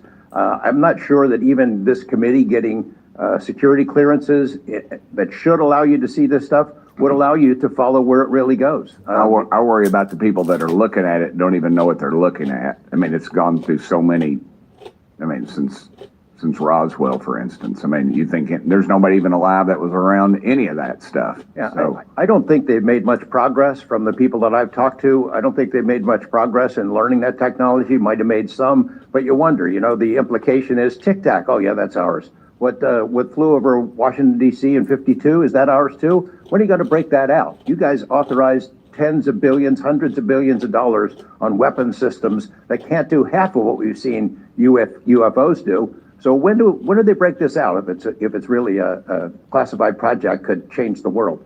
I don't think they've made much progress, and I think they've been lying to us and to you and the rest of the world, and they're still doing it. yes, sir, I agree with you. How did you manage to obtain the classified Russian UAP documents, and how did you get them back in the United States? Well, I met this Russian physicist who was in the United States. And I want to clarify that. I can't even take a thing of honey home on my airplane when I fly back to Tennessee. Yeah, so I did something pretty dumb. And I'm bitter about it, but go ahead. I did something kind of dumb. I met with these officials who, during that time period, Glasnost, Perestroika, the Russians were trying to open up to the world, and I saw it as a window of opportunity, and it was. And we were able to talk these folks into providing us information that otherwise we would never have seen. Some of that was classified. I found out that they only stamped the top pages of these documents that were classified, so I just removed them. I removed those pages and I carried them out. And if they'd caught me, I'd be in a gulag still. Yeah. We'd be saying, what happened to George Knapp? Oh, yeah. What happened to the Russians that came forward to you in 1993, and were there any repercussions for them? Well, there were. The first thing that happened when I talked about this after getting back and going through the files and things and sifting through it, the Russian physicist who had helped us introduced all these people wrote back and said there was a huge eruption, that there was the real right, far autocratic forces that wanted a return of the USSR had really go after these guys. They described them as traitors. Nikolai Kapranov, the physicist friend of mine, said, look, if this had happened 5 years earlier, we would be in prison. If it had happened 10 years earlier, we would have been shot. Right. Luckily, at that point, Putin was not in power, but none of those people that we talked to on that trip in 1993 would ever talk to me again. I went back in 1996, and it was like I had the plague. I spoke to different people, but they were scared. And eventually, the story was spun where the Ministry of Defense officials who gave us this information were described as ufologists, who said there was nothing really significant to these files. They didn't really find anything a big deal. And I can tell you, you'll see those files that I shared with you, they did find stuff. There was an incident in October of 1982 over at ICBM base where UFOs popped up, was observed over this base where the missiles are pointed at us. United States. These UFOs perform incredible maneuvers. They split apart, they fuse back together, they'd appear and disappear. And right at the end of this 4-hour period, the launch control codes for the ICBMs lit up. Something entered the correct codes. The missiles were fired up and ready to launch, and they could not shut it down. The Russian officers were panicking. The UFOs they disappeared. The launch control system goes back to normal. Colonel Sokolov and his team came in, took the thing apart, could not figure out what it was. It wasn't a power surge or EMPs or some of the baloney excuses that our country has given for some. Further exposed to classified information from the UAP legacy crash retrieval program through a sensitive position I held within a special access program. During this, responsible for it. All right, I'm out of time, but real quick, who are the contractors that have this material, the corporations? Well, one of them is Lockheed. And I'll tell you, I mean, I'm not saying Lockheed's the bad guys. They're doing what they were asked to do. Sure. They have lied about this because that's what they're supposed to do. But Lockheed would be one. There's a list I can give you, Congressman. Some of the big ones, the usual suspects. Okay, thank you. Yield back, Chair Lady. Sorry for going over. It's all good. It's all George Knapp's fault. I now recognize Ms. Bobert for 5 minutes. Thank you, Madam Chair. Chief Wiggins, based on your training and operational experience, could the behavior that you witnessed, a transmedium object vanishing, be explained by any known technology that we possess or other governments possess? It cannot. And has any government agency? Listen, we read this paragraph in here about these, quote, coronal discharges that you guys are seeing, and that completely stopped us. Tell us how this came about and who talked to you about it and what you saw. Somebody reported it on one of the earlier flights that some guy up, I got the letter, paperwork somewhere, they sent it down to me at the Cape about two things where the VHF radio noises which could be discharges from someplace in space, and the other ones were.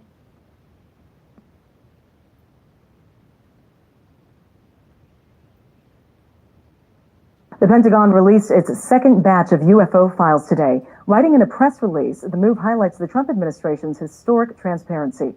NewsNation Washington correspondent Maddie Beertemple reports on what's in the latest release and reaction from D.C. A black dot darting across the sky, a spherical UAP pulsing over water, and a video showing the military shooting down something over Lake Huron. They're part of the Pentagon's latest release of files Friday showing unidentified anomalous phenomena, more commonly known as UFOs. It comes after 8 members of Congress this March requested the release of certain videos, and after President Trump directed the Defense Department and other agencies to start releasing government files. Friday's release is the second drop of declassified files, with a total of 222 now uploaded online and available for review. Pentagon spokesman Sean Parnell said that since the site's launch May 8th, the website has received more than 1 billion views. But the government offers little explanation for what it is exactly these files show. Beside each video is a description reading, quote, "Readers should not interpret any part of this description as reflecting an analytical judgment, investigative conclusion, or factual determination regarding the described event's validity, nature, or significance." Lawmakers who have called for the release of more UFO files praised the second batch. Tennessee Republican Congressman Tim Burchett tweeted, quote, "Let's keep the release of files will be announced in the near future." Maddie Beertemple. Destroy all police records on a 3 schedule. Okay. So they were sitting on documentation, destroyed it, refused to mention any of the lead investigators, anything leading into this investigation? Yeah, basically they destroyed all police records. So you couldn't even call the Air Force and ask them if there was a vehicle accident in that time frame. So that's a big problem. We're losing data in real time. So we'll never be able to go back and track. I think our federal government has a history of destroying records. Thank you very much, Mr. Nusatelli. Dr. Borland, as a geospatial intelligence officer, have you seen classified data indicating UAPs operate in restricted U.S. airspace, and has that information been withheld from Congress? I have not in U.S. airspace. That is intelligence oversight, so I did not have domestic authorities. After filing your Inspector General complaint over retaliation inside the Pentagon's UAP office, did you receive any kind of protection or just more retaliation? Within the IG or Aero, ma'am? Either. Aero, they went after the staff member and classified everything, shut that down. The IG, to this day, I don't even know if my complaint's active. I know my attorney that represented me was very, very, very concerned.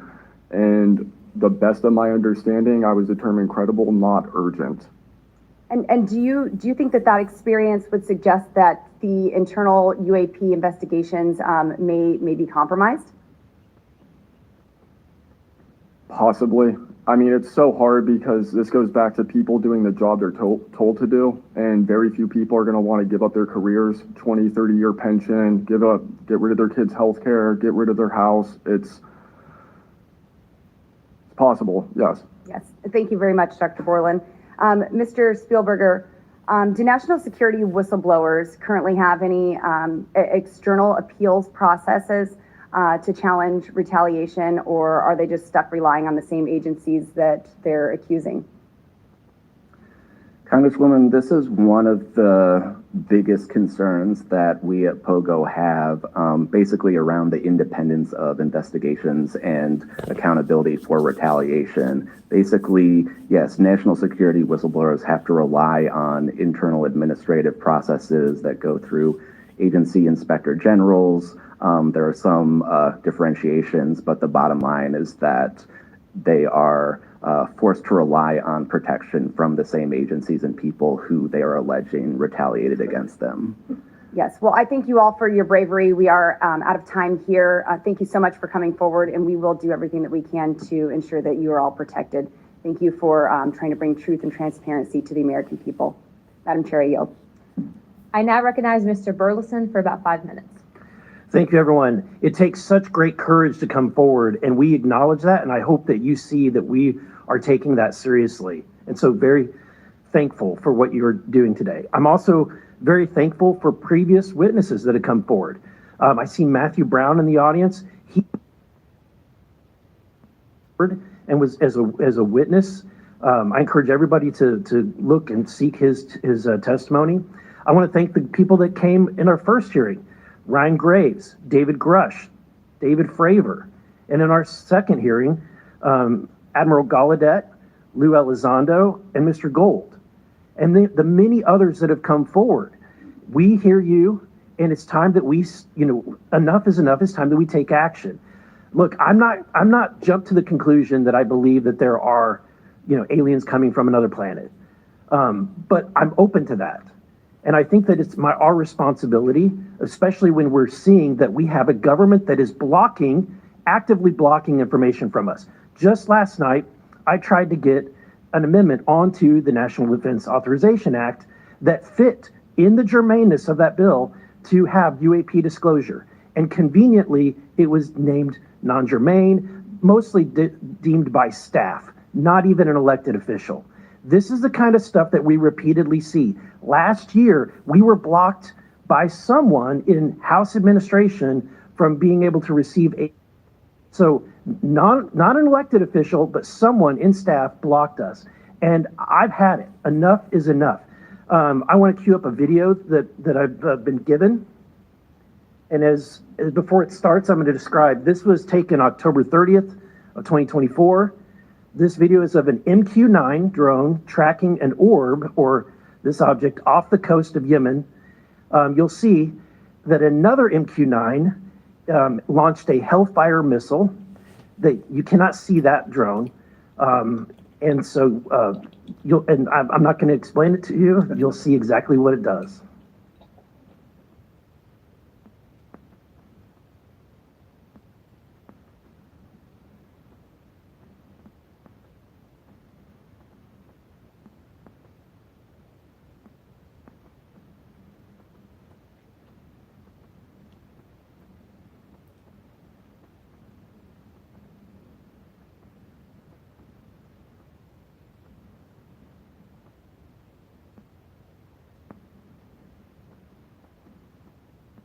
when it zoomed out. You can still see it traveling.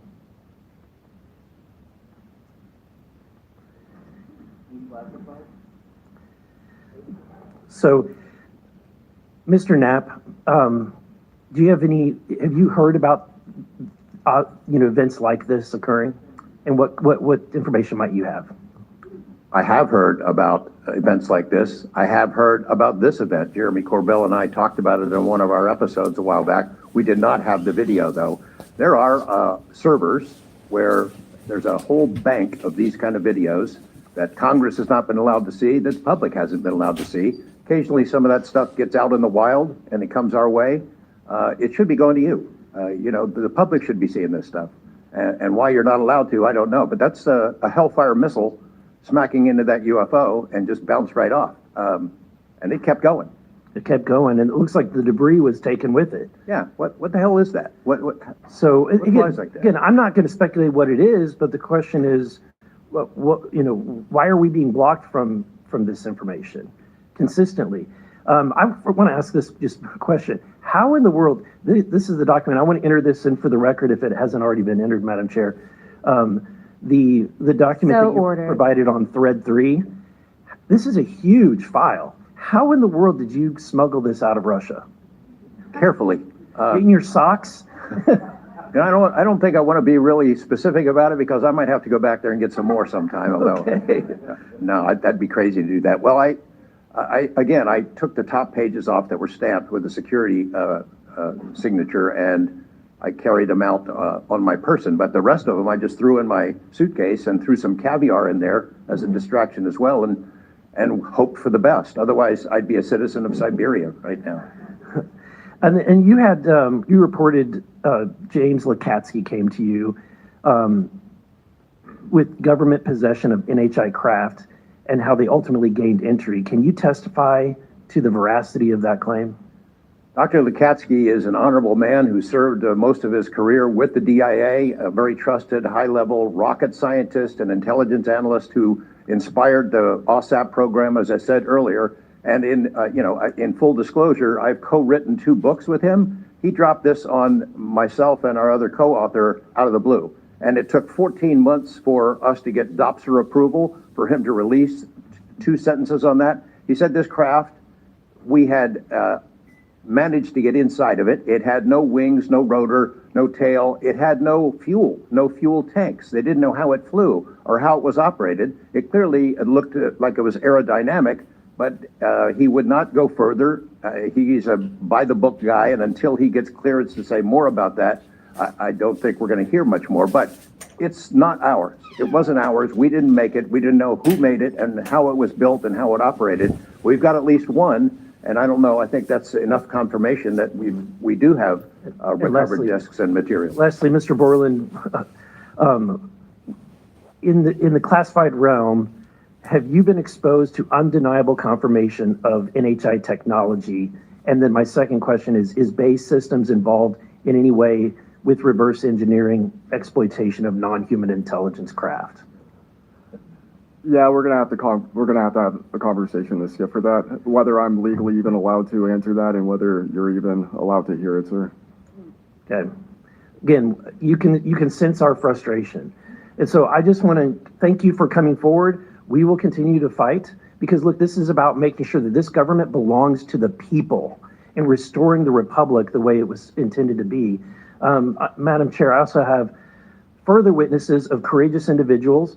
It was given to me by Dr. Stephen Greer, including Michael Herrera and his testimony. We have Roderick Castle and his testimony, Randy Anderson, his testimony, Stephen Digna, and others, 3 others, all saying similar things to what the witnesses today have said, and I would like to enter that into the record as well. No objection. Thank you. I now recognize Representative Lee for 5 minutes. Thank you, Madam Chair. I think we need to make sure that we don't get distracted by sensational stories only of unidentified anomalous phenomena and lose track of what the core of this hearing is about. This is all a perfect example of why whistleblowers are so important and why it's so important that we step up and protect them. With Trump, RFK Jr., EPA Administrator Lee Zeldin, and others committed to dismantling government and firing professionals who do dare to speak out against the threats this administration's disastrous policies create. We have to focus on protecting all whistleblowers, not only the ones who are reporting on UAP. I'd like to thank the whistleblowers who have agreed to come before the committee today and speak their truth. This administration's claims to care about waste, fraud, and abuse, and so often it is the whistleblowers who care and who are the tip of the sword fighting against the real waste, fraud, and abuse. One study found that whistleblowers expose fraud at more than twice the rate of third-party auditors. So, Mr. Spielberger, what are some of the best examples of whistleblowers exposing fraud and abuse in the federal government? Thank you, Congresswoman. Again, whistleblowers have played such a vital role across so many different issues. One prominent example goes back to the 2014 VA waitlist scandal. Pogo actually played a very instrumental role coordinating with Iraq and Afghanistan Veterans of America. At that time, we received tips and whistleblower disclosures from over 800 different individuals talking about the VA subjecting veterans to extensive wait times in order to get the basic standard of care that they deserve. It's certainly prolonged serious illnesses, even contributing to hastened deaths, and we were able to help shed more light on that issue, which I think just emphasizes the importance, even outside of the national security context. We are often still talking about serious issues and even life and death concerns. And unfortunately, whistleblowing can lead to serious repercussions and retaliation, especially in this vindictive and lawless administration. Mr. Spielberger, in the past, what kinds of retaliation have they faced, and what are we seeing today under the Trump administration?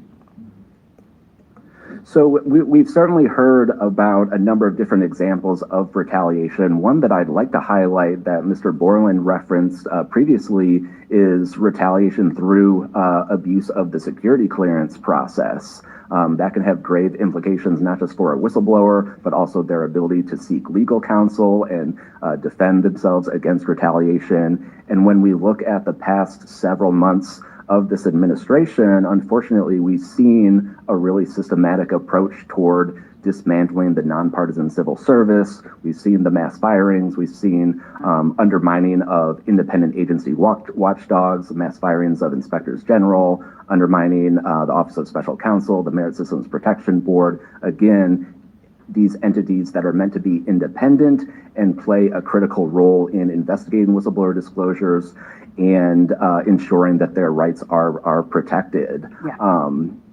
Thank you. In 1989, Congress passed the Whistleblower Protection Act and then broadened it again in 2012 to ensure that federal workers could feel free to come forward to their elected officials. And it's a good thing we did, because whistleblowers have played a more important role than ever since Trump has taken office. It was thanks to a whistleblower that we learned that DOJ allegedly put every single American's personal security information at risk by bypassing safeguards and copying all this data to an unsecure server. I ask unanimous consent to enter into the record a New York Times article titled, quote, "DOJ put critical Social Security data at risk, whistleblower says." Good to go. Thanks.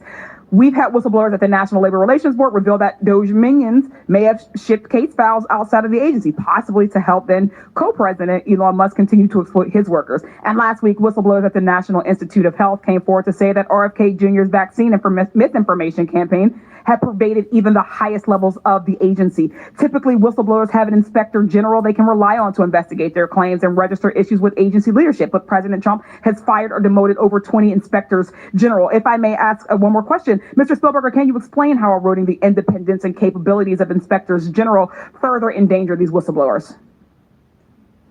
Absolutely. So again, whistleblowers already face incredibly great challenges in coming forward under normal circumstances. And when we erode these entities that are expected and required to enforce whistleblower protections, fairly instigate their disclosures, it calls into question the integrity of their investigations and findings, whether they'll take whistleblowers seriously when they come forward, and whether we can trust that they will use their authority to enforce the protections of whistleblowers who do come forward, essentially whether they will continue in their role as an independent watchdog or basically become a lapdog for a current or future president. Thank you. And I will take no more liberties. I yield back.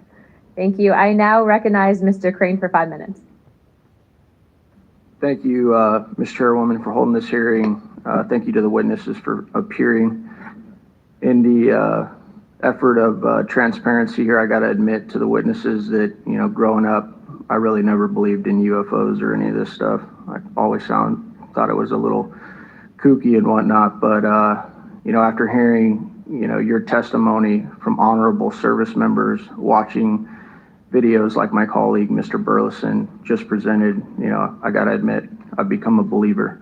Not that I know where these things come from or, what they really are up to, but I'd like to start with asking the witnesses. Mr. Nusatelli, you were in the Air Force, right? Yes. Did you believe in UFOs prior to your encounter? I've always been interested. Okay. Chief Wiggins, you're currently in the Navy, is that correct? Did you believe in UFOs before your encounter?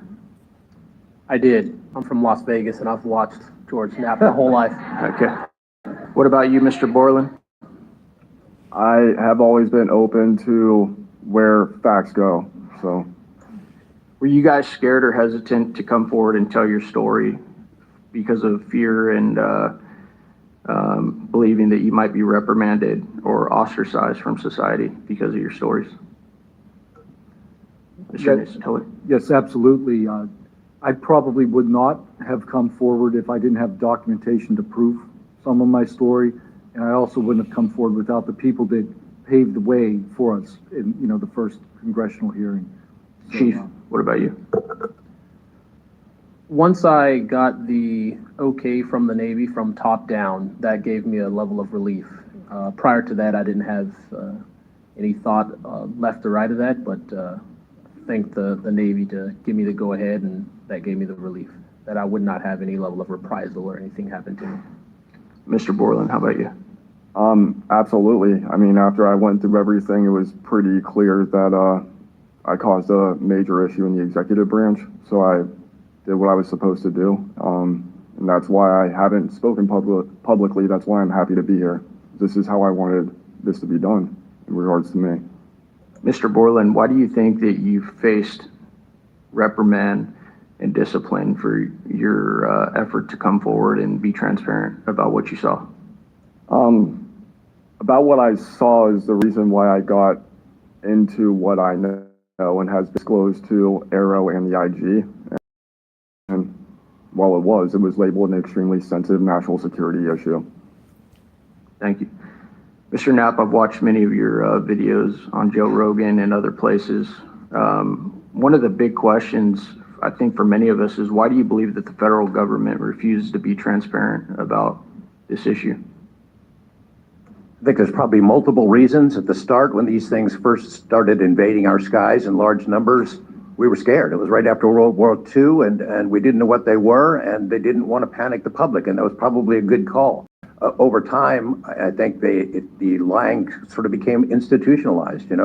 Flights over Washington, D.C. in 1952, they're seen, they're captured on radar, jets are chased after these objects, and then we get an explanation it was a temperature inversion. And those kind of lies have been told for a long time. What was told to me by an investigator from Congress, a guy named Richard D'Amato, who was sent after this story by Robert Byrd and Harry Reid, he came out to Nevada, tried to get into Area 51, did get in there, looked around, talked to people, trying to get to the bottom of it. He believed that this program, reverse engineering, et cetera, was had been moved inside these corporations.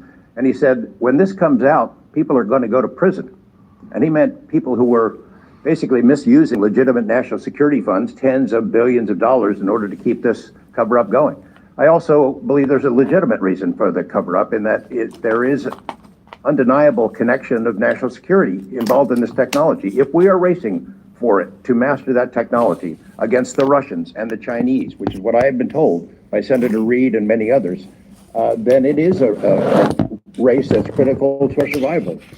there could be a form of disclosure, I think. Yes, it's real, it's from somewhere else, without revealing all the details that would allow someone else to have an advantage in the race for this technology. Thank you.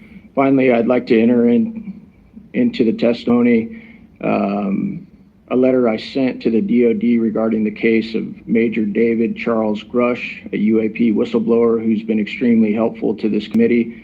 Unfortunately, due to his participation in the disclosure of UAP, he suffered reprisal like the removal of his clearance, denial of promotion, and loss of medical retirement. I wrote the DoD on July 24th, 2025 on behalf of Major Grush, and I'm still waiting for a reply. I appreciate any help the committee can offer to get a response. Thank you. I yield back. Without objection, we'll be following up with the DoD after this hearing. Thank you, Representative Crane. I'd next like to recognize Representative Gill for 5 minutes.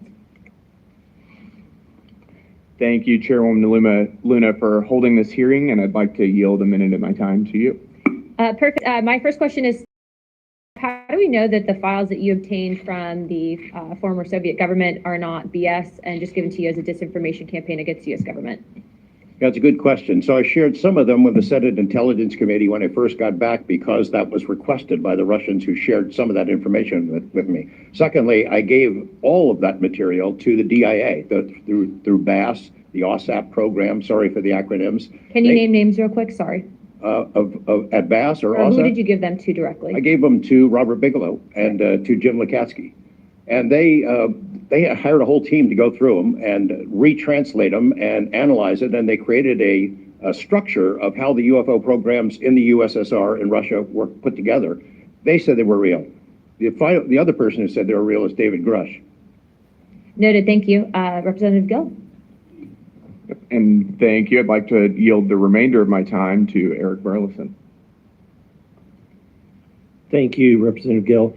Mr. Wiggins, Chief Wiggins, in your view, what mechanisms such as internal protocols, witness debriefings, or cross-agency documentation should be better established in order to ensure that such a credible sighting like the one that you have given served and made available to oversight bodies like this?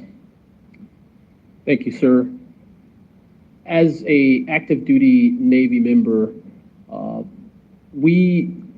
our mission is to carry out the ship's mission or the command's mission. And we, on a general basis, don't have knowledge.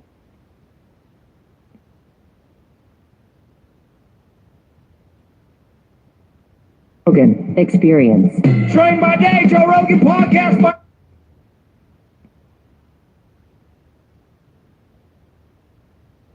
Good. Thanks for coming here. Sort of tour. I guess we should start from the beginning. Yeah.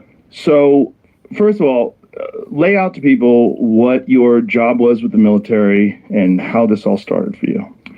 Yeah. So I was an intel officer in the Air Force for 14 years, 7 active, 7 reserve.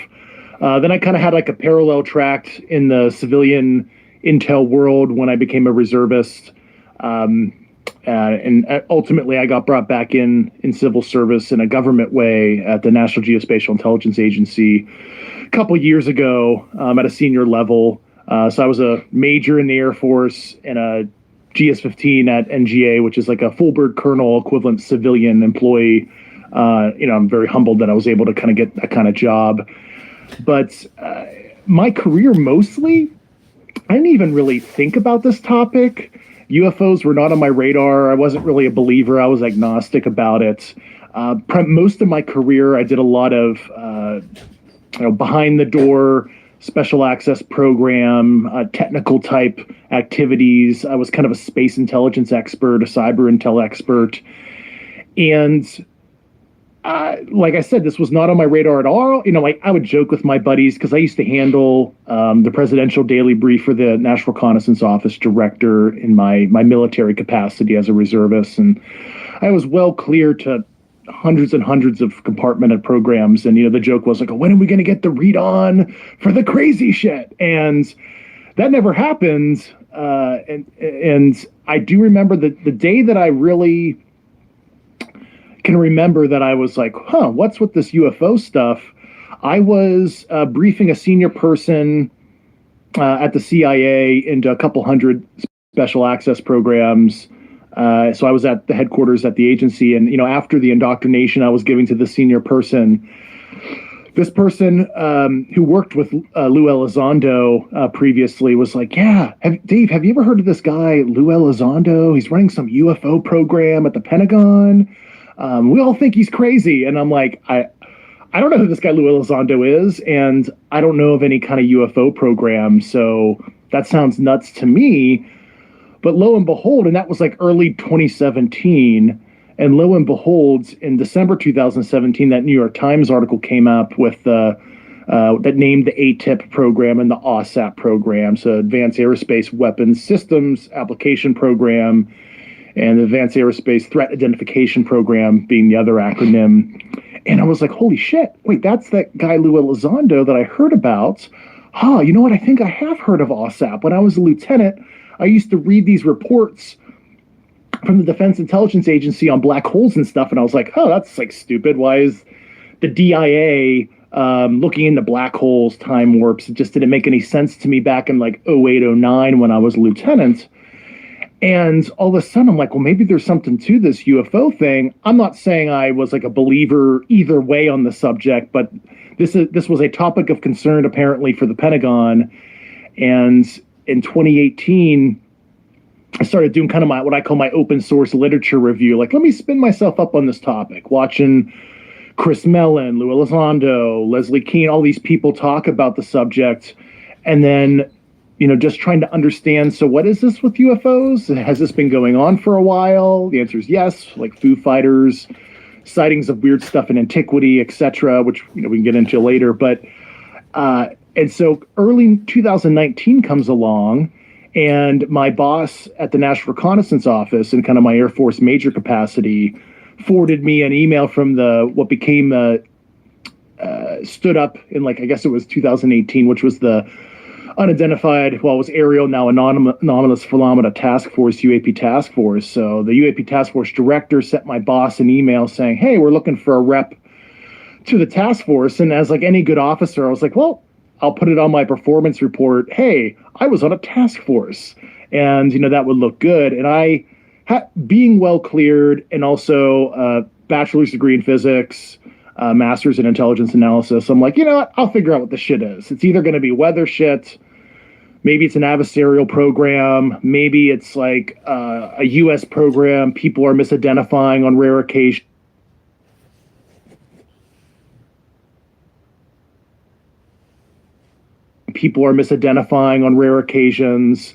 So fuck it. I'll go see where the data takes me. And, early 2019 or so, I joined the UAP task force. And then I started, interviewing pilots, flag officers, general officer equivalent type Navy folks. And, they were seeing some really crazy shit. And like a, event that I talked about previously publicly in a YouTube video on the Yes Theory channel. There was this one 30-year senior Navy officer that, he was going to work sober, no predisposition for fantasy, all that kind of stuff, because I interviewed the individual for a couple hours, and he saw this, crazy triangle hover over his car going to work at a certain naval facility, and it blew his mind. He was serious. Senior Navy officer that, he was going to work sober, no predisposition for fantasy, all that kind of stuff, because I interviewed the individual for a couple hours, and he saw this, crazy triangle hover over his car going to work at a certain naval facility, and it blew his mind. He was serious. The paint on his car turned milky white after the incident. So to me, that sounds like ionizing radiation, ultraviolet, just like how your headlights get all foggy over time if you park your car out in the sun. Same phenomenon just happened, within 24-hour period. And I'm like, whoa, if this is true, and the oral testimony and, crazy radar data that I saw when I was on the task force, stuff making turns that didn't make any sense. well, holy shit, what is this stuff then? This Yeah. anomaly with his paint, is this documented? Is there photographs or? Yes, I saw Yeah. photographs. It was documented, yeah. And what conventional explanation? I mean, based on what he described, something to rapidly ionize his paint like that within a day.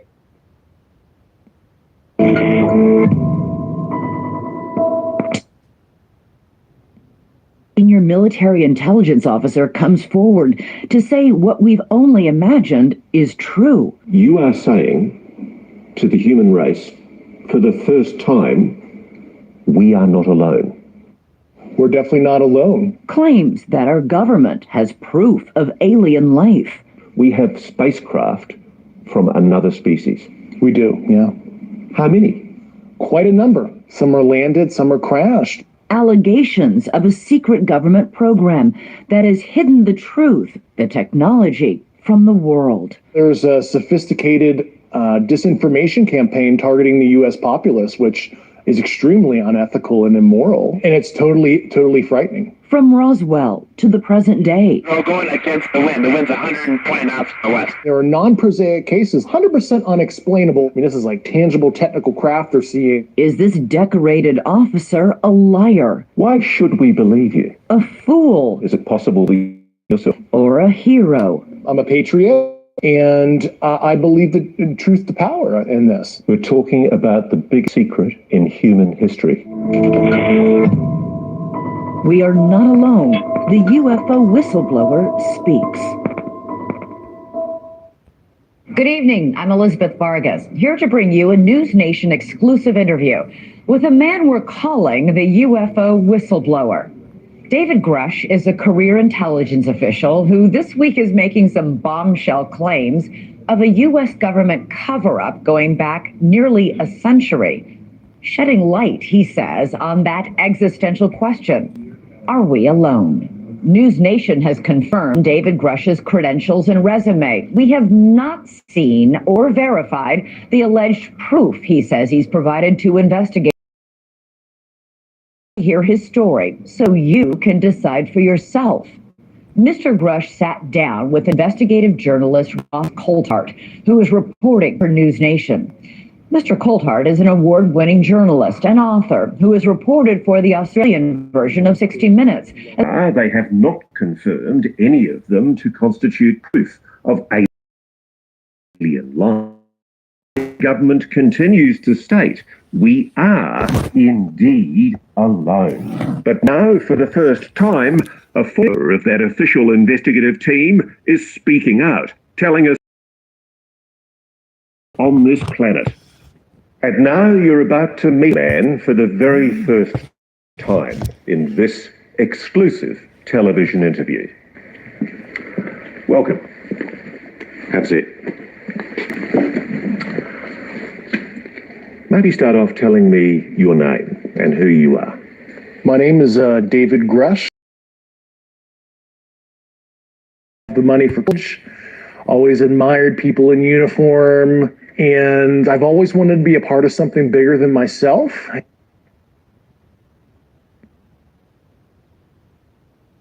And I've always wanted to be a part of something bigger than myself. 18 years ago, I got an Air Force scholarship for physics. Commissioned on active duty in the Air Force. Served 14 years in the Air Force. I look at this photograph, Dave, and I see a very proud officer. I was getting promoted to captain when I was deployed. And you still love your country, don't you? Absolutely. A career intelligence officer, Grush spent time on the ground in Afghanistan and other places he can't mention before rotating back to Washington. I was an intel officer for the U.S. for 14 years. My last position, which I left in April of 2023, I co-led the UAP portfolio for the National Geospatial Intelligence Agency, and some of the highest officials within the Department of Defense and Intelligence community used to call on me to advise them on some of the hardest target sets that the country had. You are one of the most trusted former intelligence officials in the U.S. defense and intelligence establishment. Yes, I was. You were trusted with the most intimate. Yes.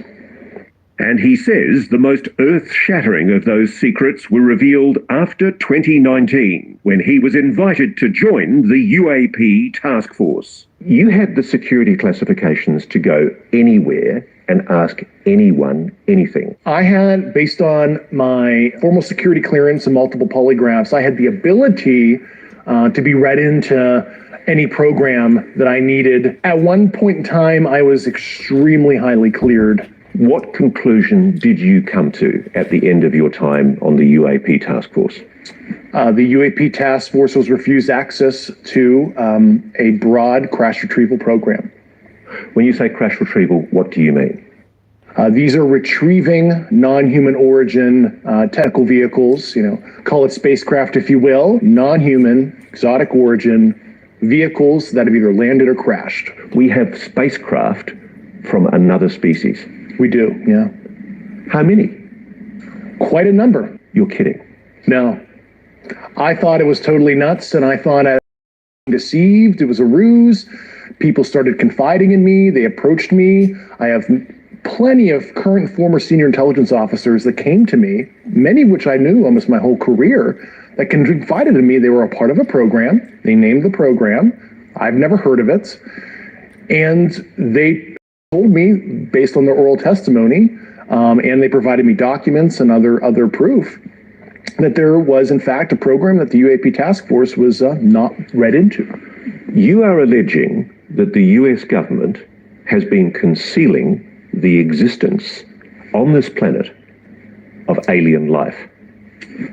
I would couch it as non-human intelligence, NHI, like we like to say in our language. Why do you say that? Why do you say NHI? I don't want to necessarily denote origin. I don't think we have all the data to say, oh, they're coming from a certain location. And I couch it as somebody who studied physics, where maybe they're coming from a different physical dimension as described in quantum mechanics. We know there's extra dimensions due to high energy particle collisions, etc. And there's a theoretical framework to explain that. And I don't think we have all the data to say, oh, they're coming from a certain location. And I couch it as somebody who studied physics, where maybe they're coming from a different physical dimension as described in quantum mechanics. We know there's extra dimensions due to high energy particle collisions, etc. And there's a theoretical framework to explain that. Yeah. Just let me cut to the quick though. You're saying there is an intelligent species engaging with this planet? Yes, that's potentially extraterrestrial. Yeah. I speak for everybody sitting at home. That is a shock. It was to me, and I had a lot of sleepless nights. Grush says he's never personally seen non-human intelligence, but he's spoken to enough people directly involved in what he calls the program that he's convinced it's real. I started out as a non-believer. I came to the problem as a hardcore physics guy, intel officer, so I have a, excuse my language, high factor. I was very methodical, interviewing people who didn't know each other, making sure this wasn't some kind of cover-up of some other program. He says he pressed to gain direct access to this program, and that's when his trouble started. Grush claims his investigation was stymied, his requests for access rebuffed. They shut the door in my face. They denied me access to these programs. Soon after, he says he endured reprisals and retaliation from above. He then reported that information to the Intelligence Community Inspector General. That's why he's filed this whistleblower complaint.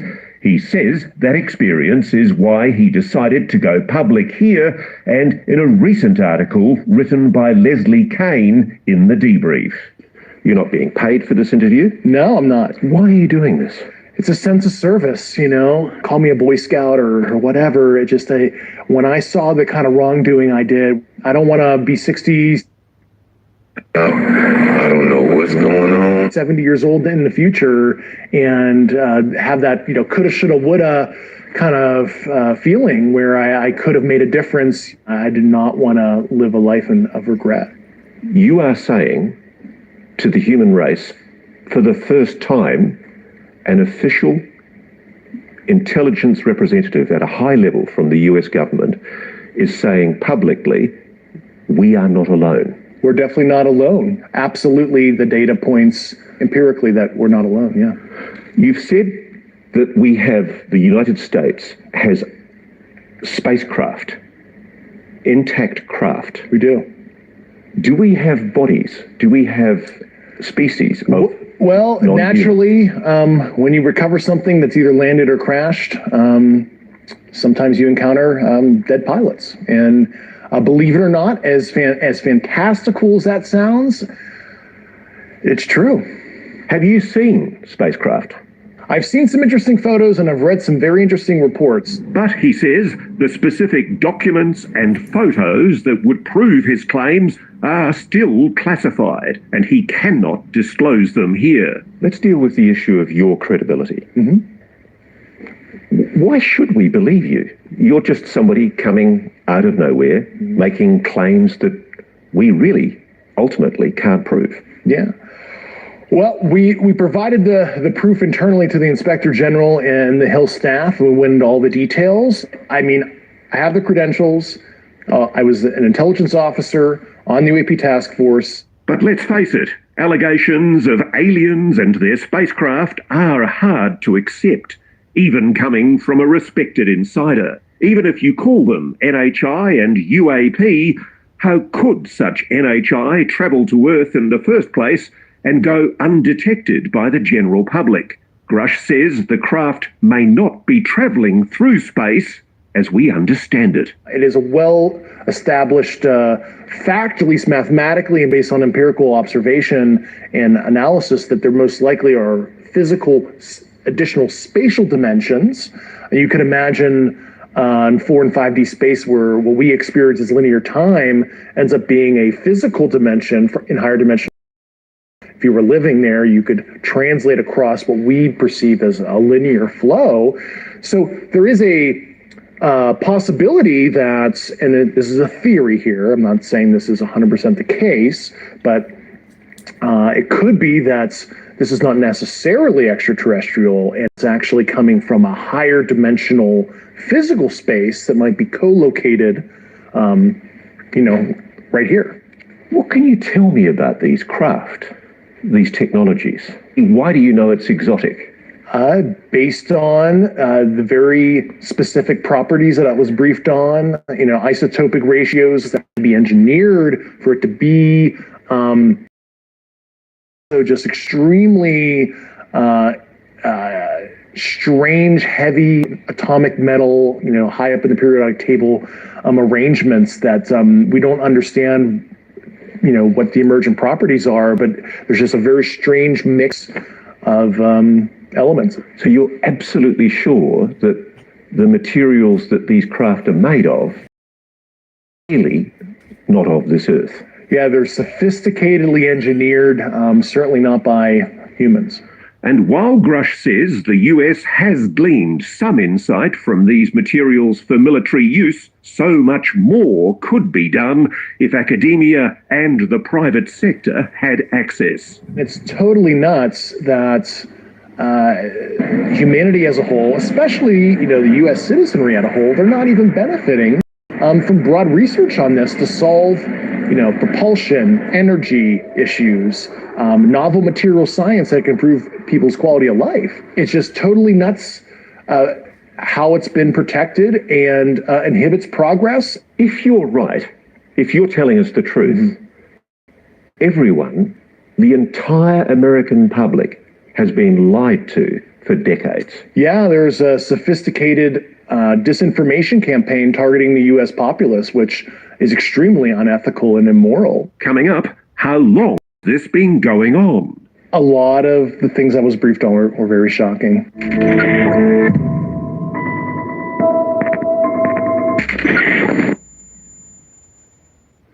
So let's start from the very beginning. You say it's a 90-year cover-up.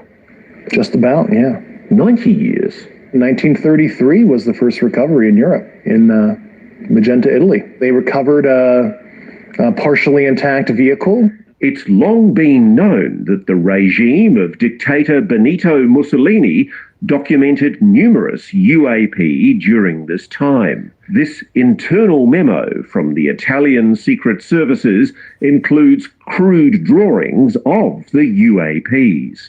It's true. It's real. Yeah, that actually happened. The Italian government moved it to a secure air base in Italy for the rest of kind of the fascist regime until 1944, 1945. And, you know, the Pope Pius XII back-channeled that. So the Vatican was involved? Yeah, and told the Americans what the Italians had, and we ended up scooping it. So let me be very clear about this. You're saying that the Catholic Church, the Vatican, they know about the existence of non-human intelligence on this planet? Certainly. Grush says shortly after the dawn of the atomic age, another major crash recovery took place. You've probably heard of it. What can you tell me about the Roswell craft? Fortunately, those details were not approved for me to talk about right now. This much we know. In 1947, an object crashed in the New Mexico desert near the town of Roswell.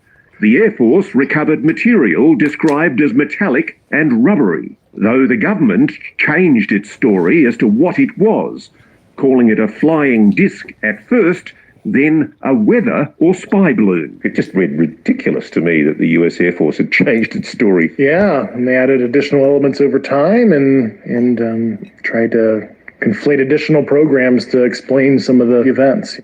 Why are these things crashing? Yeah, you know, some are landed, some are crashed, and I think that's an interesting discussion that's come up, you know, as advanced as, you know, we are, you know, as humans, right? You know, planes crash, cars crash. Just because you're some advanced sentience that has advanced technology doesn't mean some small percentage of your, I'll use the Air Force term like sorties, you know, meet an unfortunate operational conclusion, as we might want to say. Most people would tell you the Roswell incident has been thoroughly debunked. In fact, the Air Force published this report in 1994 to put the issue to rest once and for all. Grush has read it. That analysis I did was a total hack job, and even anybody with analytical skills, if you read it, you can deduce that they're conflating multiple situations with crash test dummies and mogul balloons, and they're just saying that the townsfolk who personally witnessed it were totally imagining things. They concocted that whole report just to disinform. So the reason for the secrecy exactly is what? Feudalistic dominance, who can have both asymmetric technology for, it seems like, just fueling the war machine. Grush says that through the 50s and 60s, encounters with the NHI continued, as did the cover-up. One incident in 1967, about which multiple Air Force veterans have gone public, involved UAPs tampering with the nuclear missiles at Malmstrom Air Base in Montana. They saw a craft, appearing to be intelligently controlled, hovered over a nuclear weapons silo and shut down 10 nuclear ICBM missiles. It certainly looks like they want to understand how far we've advanced in our nuclear fizzle kind of technologies at the very least. I mean, it looks like preparatory probing activity. It might be innocent kind of scientific gathering, could be ISR probing. Meanwhile, Grush says the crash retrieval program continued. And while he won't reveal where the downed craft are stored, he does say that the people working with the technology have been putting themselves at risk. You know, a lot of them, you know, were injured looking at some of this stuff. You could imagine the nuclear, radiological, and biological risk to looking at an unknown. And a lot of them have literally suffered physically because of their service. But as we know, anyone who's come forward claiming non-human intelligence is behind these incidents has been dismissed as delusional or deliberately deceitful. If you're right, if you're telling us the truth, everyone, the entire American public, has been lied to for decades. Yeah, there's a sophisticated disinformation campaign targeting the U.S. populace, which is extremely unethical and immoral. Coming up, 120 miles to the west. new evidence and perhaps new attitudes in a new age of UAPs. The American people need and deserve to know more. Has the US government changed its tune?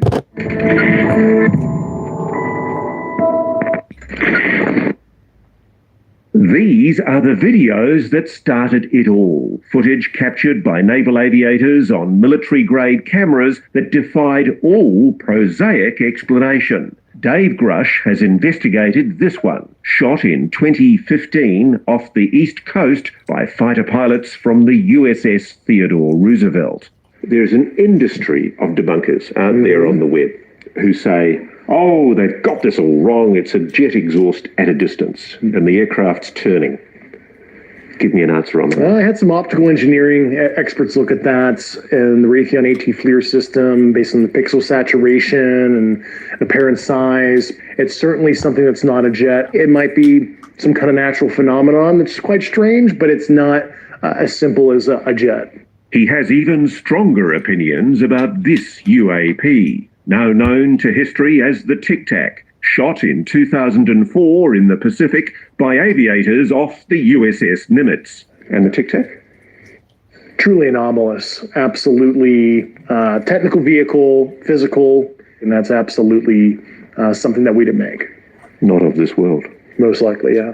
The videos were leaked in 2017, then officially released by the Pentagon in 2020. At the time, it seemed the Pentagon may have finally abandoned its obsession with secrecy and decided to do what other countries have been doing for decades: establish a properly funded, publicly accountable team to investigate reports of UAP.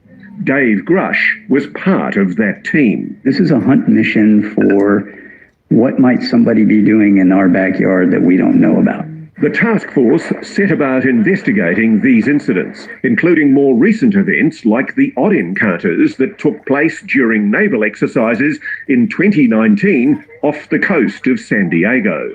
This video, shot on the USS Omaha and later leaked to documentarian Jeremy Corbell, has received particular attention.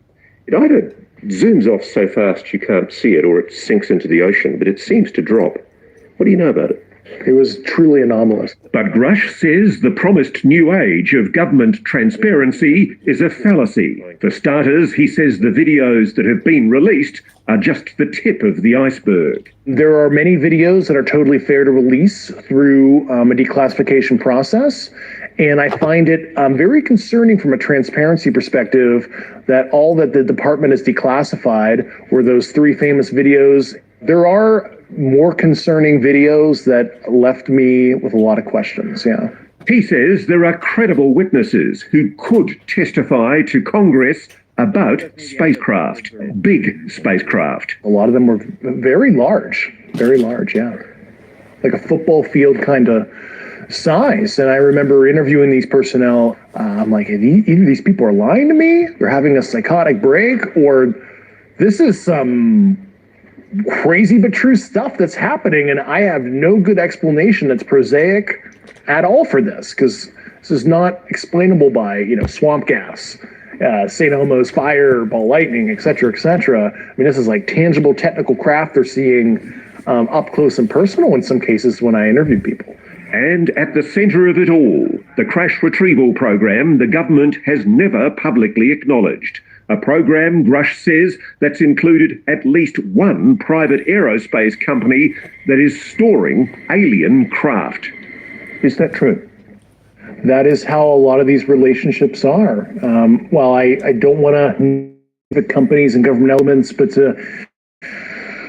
overall, the government has been the custodian of a lot of this, right? And they'll hand receipt it out to a cleared defense contractor to do some analysis, which I find highly unethical. You have basically a sole source arrangement, and you allow certain private corporate elements to look at this, develop a potential insight, and then sell it back to the government for profit. And I think that's totally unethical. The problem you've got is there have been categorical denials from high-level officials in the US government, even presidents, that what you're saying is true.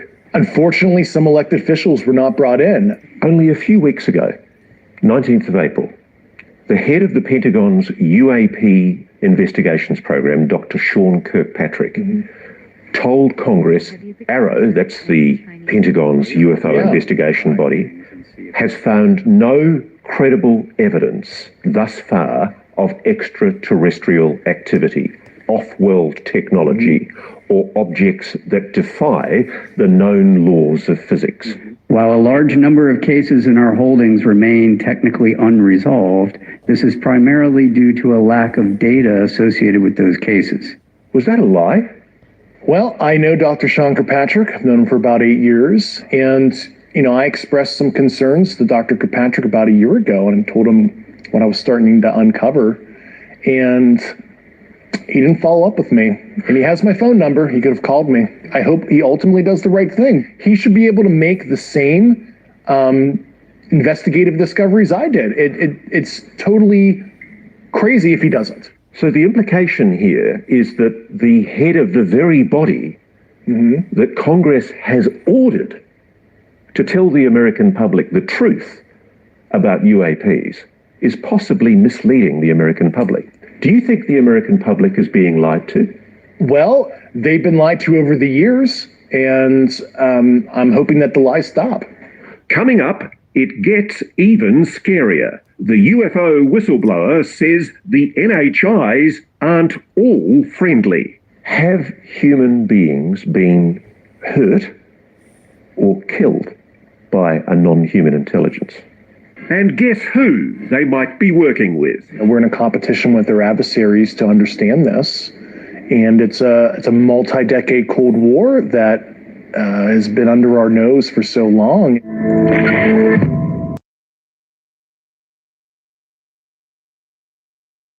Interpretation from some commentators is that there is a non-human species and it's incredibly benevolently well disposed to the human race.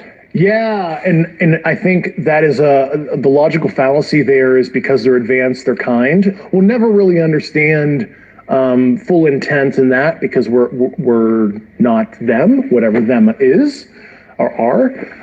But I think what appears to be malevolent activity has happened based on not only nuclear site probing activities, witness testimony. I think at least if we look at it through a humanistic lens, it does appear negative, at least to us. I've been told that there have been attempts to bring down craft, that we've acted offensively against non-human craft. There have been instances, and there are certain techniques. Have human beings been hurt or killed by a non-human intelligence? While I can't get into the specifics because that would reveal certain U.S. classified operations, I was briefed by a few individuals on the program that there were malevolent events like that. Now I'm scared. People have just heard you say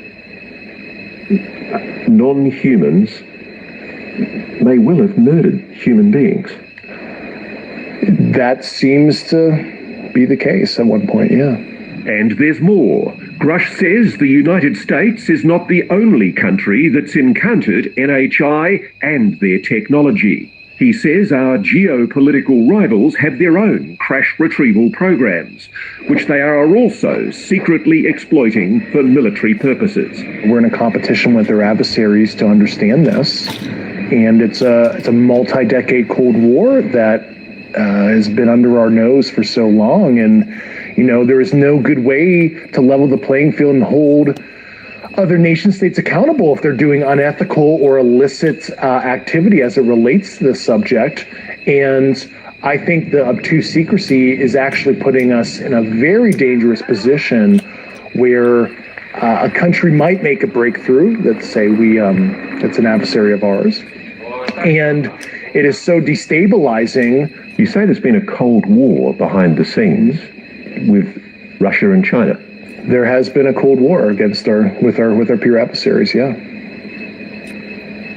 Why hasn't Russia or China come out and spoken publicly about this? I think they're in a similar, pickle as us, where it's they understand maybe some of the socioeconomic destabilization factors in their own society. But if this non-human intelligence is so advanced, and at least some of them are malevolent, why haven't they destroyed us already? Perhaps some fragile yet combustible détente has been reached. Grush has written an internal document about his discoveries that refers to agreements that risk putting our future in jeopardy. And it's quite clear that you're talking about agreements between America and non-human intelligences. Have we made agreements with non-human intelligences? That's the kind of information I really hope national leadership is able to get to the bottom of. I need to pin you down on this. Are there agreements between non-human intelligences and the American government? I think that's a question that I would...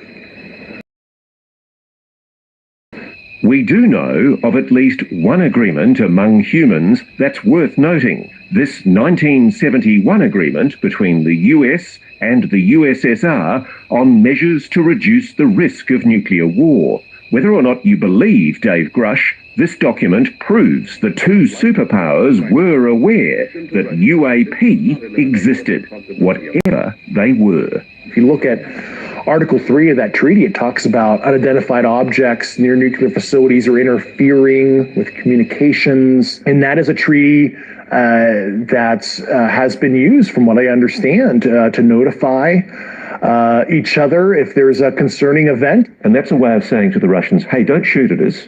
It's not us. Yeah, I mean, that's certainly a concern because of the secrecy. There is an environment where you could have almost like a false flag, where true non-prosaic UAP situation could be contrived as, a provocation of something from a nation state, and we want to de-escalate that. If this is true, if the stakes are so high, if the fate of the human race is at stake, perhaps it's no surprise to hear Grush say the US government will do anything to keep these secrets safe.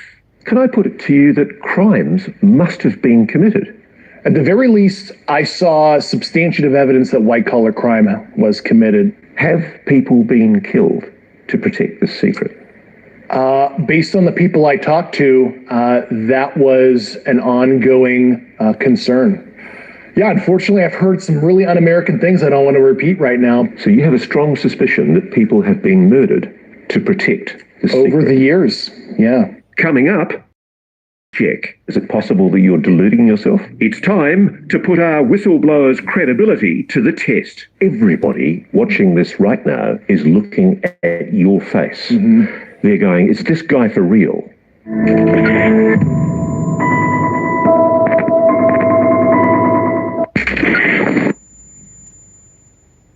Let's talk about what Dave Grush doesn't have.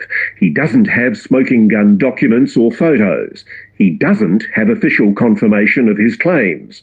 He's just a guy talking on camera, and a lot of his answers to our most pointed questions sound like this. Can you comment? Unfortunately, I cannot. So who is this guy really? I don't want fame or fortune. I'm just here to provide public leadership on an issue that I uncovered, and I thought it was totally outrageous. News Nation has confirmed through multiple sources that Dave Grush is who he says he is, an Air Force veteran from Pittsburgh who worked in military intelligence and was part of the UAP task force. Maybe he's just a confident, well-spoken, ex-military intelligence officer who just happens to have lost his mind. Do you have any kind of mental illness? No. Have you ever had a psychosis, a delusion? No.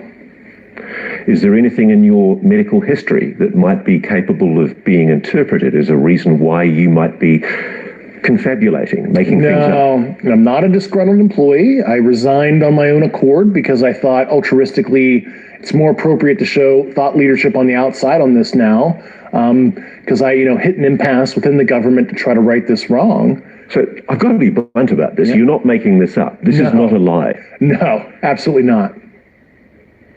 Because everybody watching this right now is looking at your... They're going, is this guy for real? I am for real. And I'm sitting here at great personal risk and obvious professional risk by talking to you today. You've told us that we really are not alone. Even though you believe what you say is true, you haven't been fed disinformation. It's a common thing in intelligence for governments to mislead. Yeah, I was very sensitive to that fact. Was this some kind of ruse against me? Am I being used in any kind of way? And I took about 4 years being very methodical before I filed my whistleblower complaint to be absolutely certain of these basic facts. So take me through the process of how you convinced yourself that this is real. Well, based on the credential people that came to me, some of these subjects provided me sensitive foreign intelligence to read, sensitive program documents and photographs to evaluate, and then described in very specific detail how all this worked. And they were telling me the exact, extremely specific details that it all checked out. Yeah. You know, the thing I have trouble with, it's the fact that my experience as a journalist is it's very hard for governments to keep secrets. Most things leak. Your government leaks like a sieve. Why hasn't this leaked? Well, I've certainly been the recipient of a lot of U.S. government secrets, and I can tell you they've never seen the light of day. That's for sure. And I guess ostensibly this has leaked like a sieve for decades, but it was a very sophisticated disinformation campaign where, they have allowed some of the truth to come out through some of their trade crafts, but they've disenfranchised people, they've stigmatized it, they made it like this total like wacky thing to talk about. So anybody who may come forward with that kind of information is looked like a, total tinfoil hat guy, because it's a perfect amalgamation of disinformation to just make it look crazy. The best reason to believe Dave Grush may be this document. Remember that whistleblower complaint he filed? It would seem it hasn't fallen on deaf ears. So the Inspector General of the Intelligence Services of the United States has the information you've got. Yes. And more importantly, the Inspector General made a determination about the credibility of your complaint. They found, after interviewing myself and the subjects and other subjects that I'm not even cognizant on who they were, they found my complaint urgent and credible for the intelligence committees. The word credible is important. Yes. You appreciate. So an official investigatory body of the United States government has determined that your allegations are credible. Correct. Now, if it is true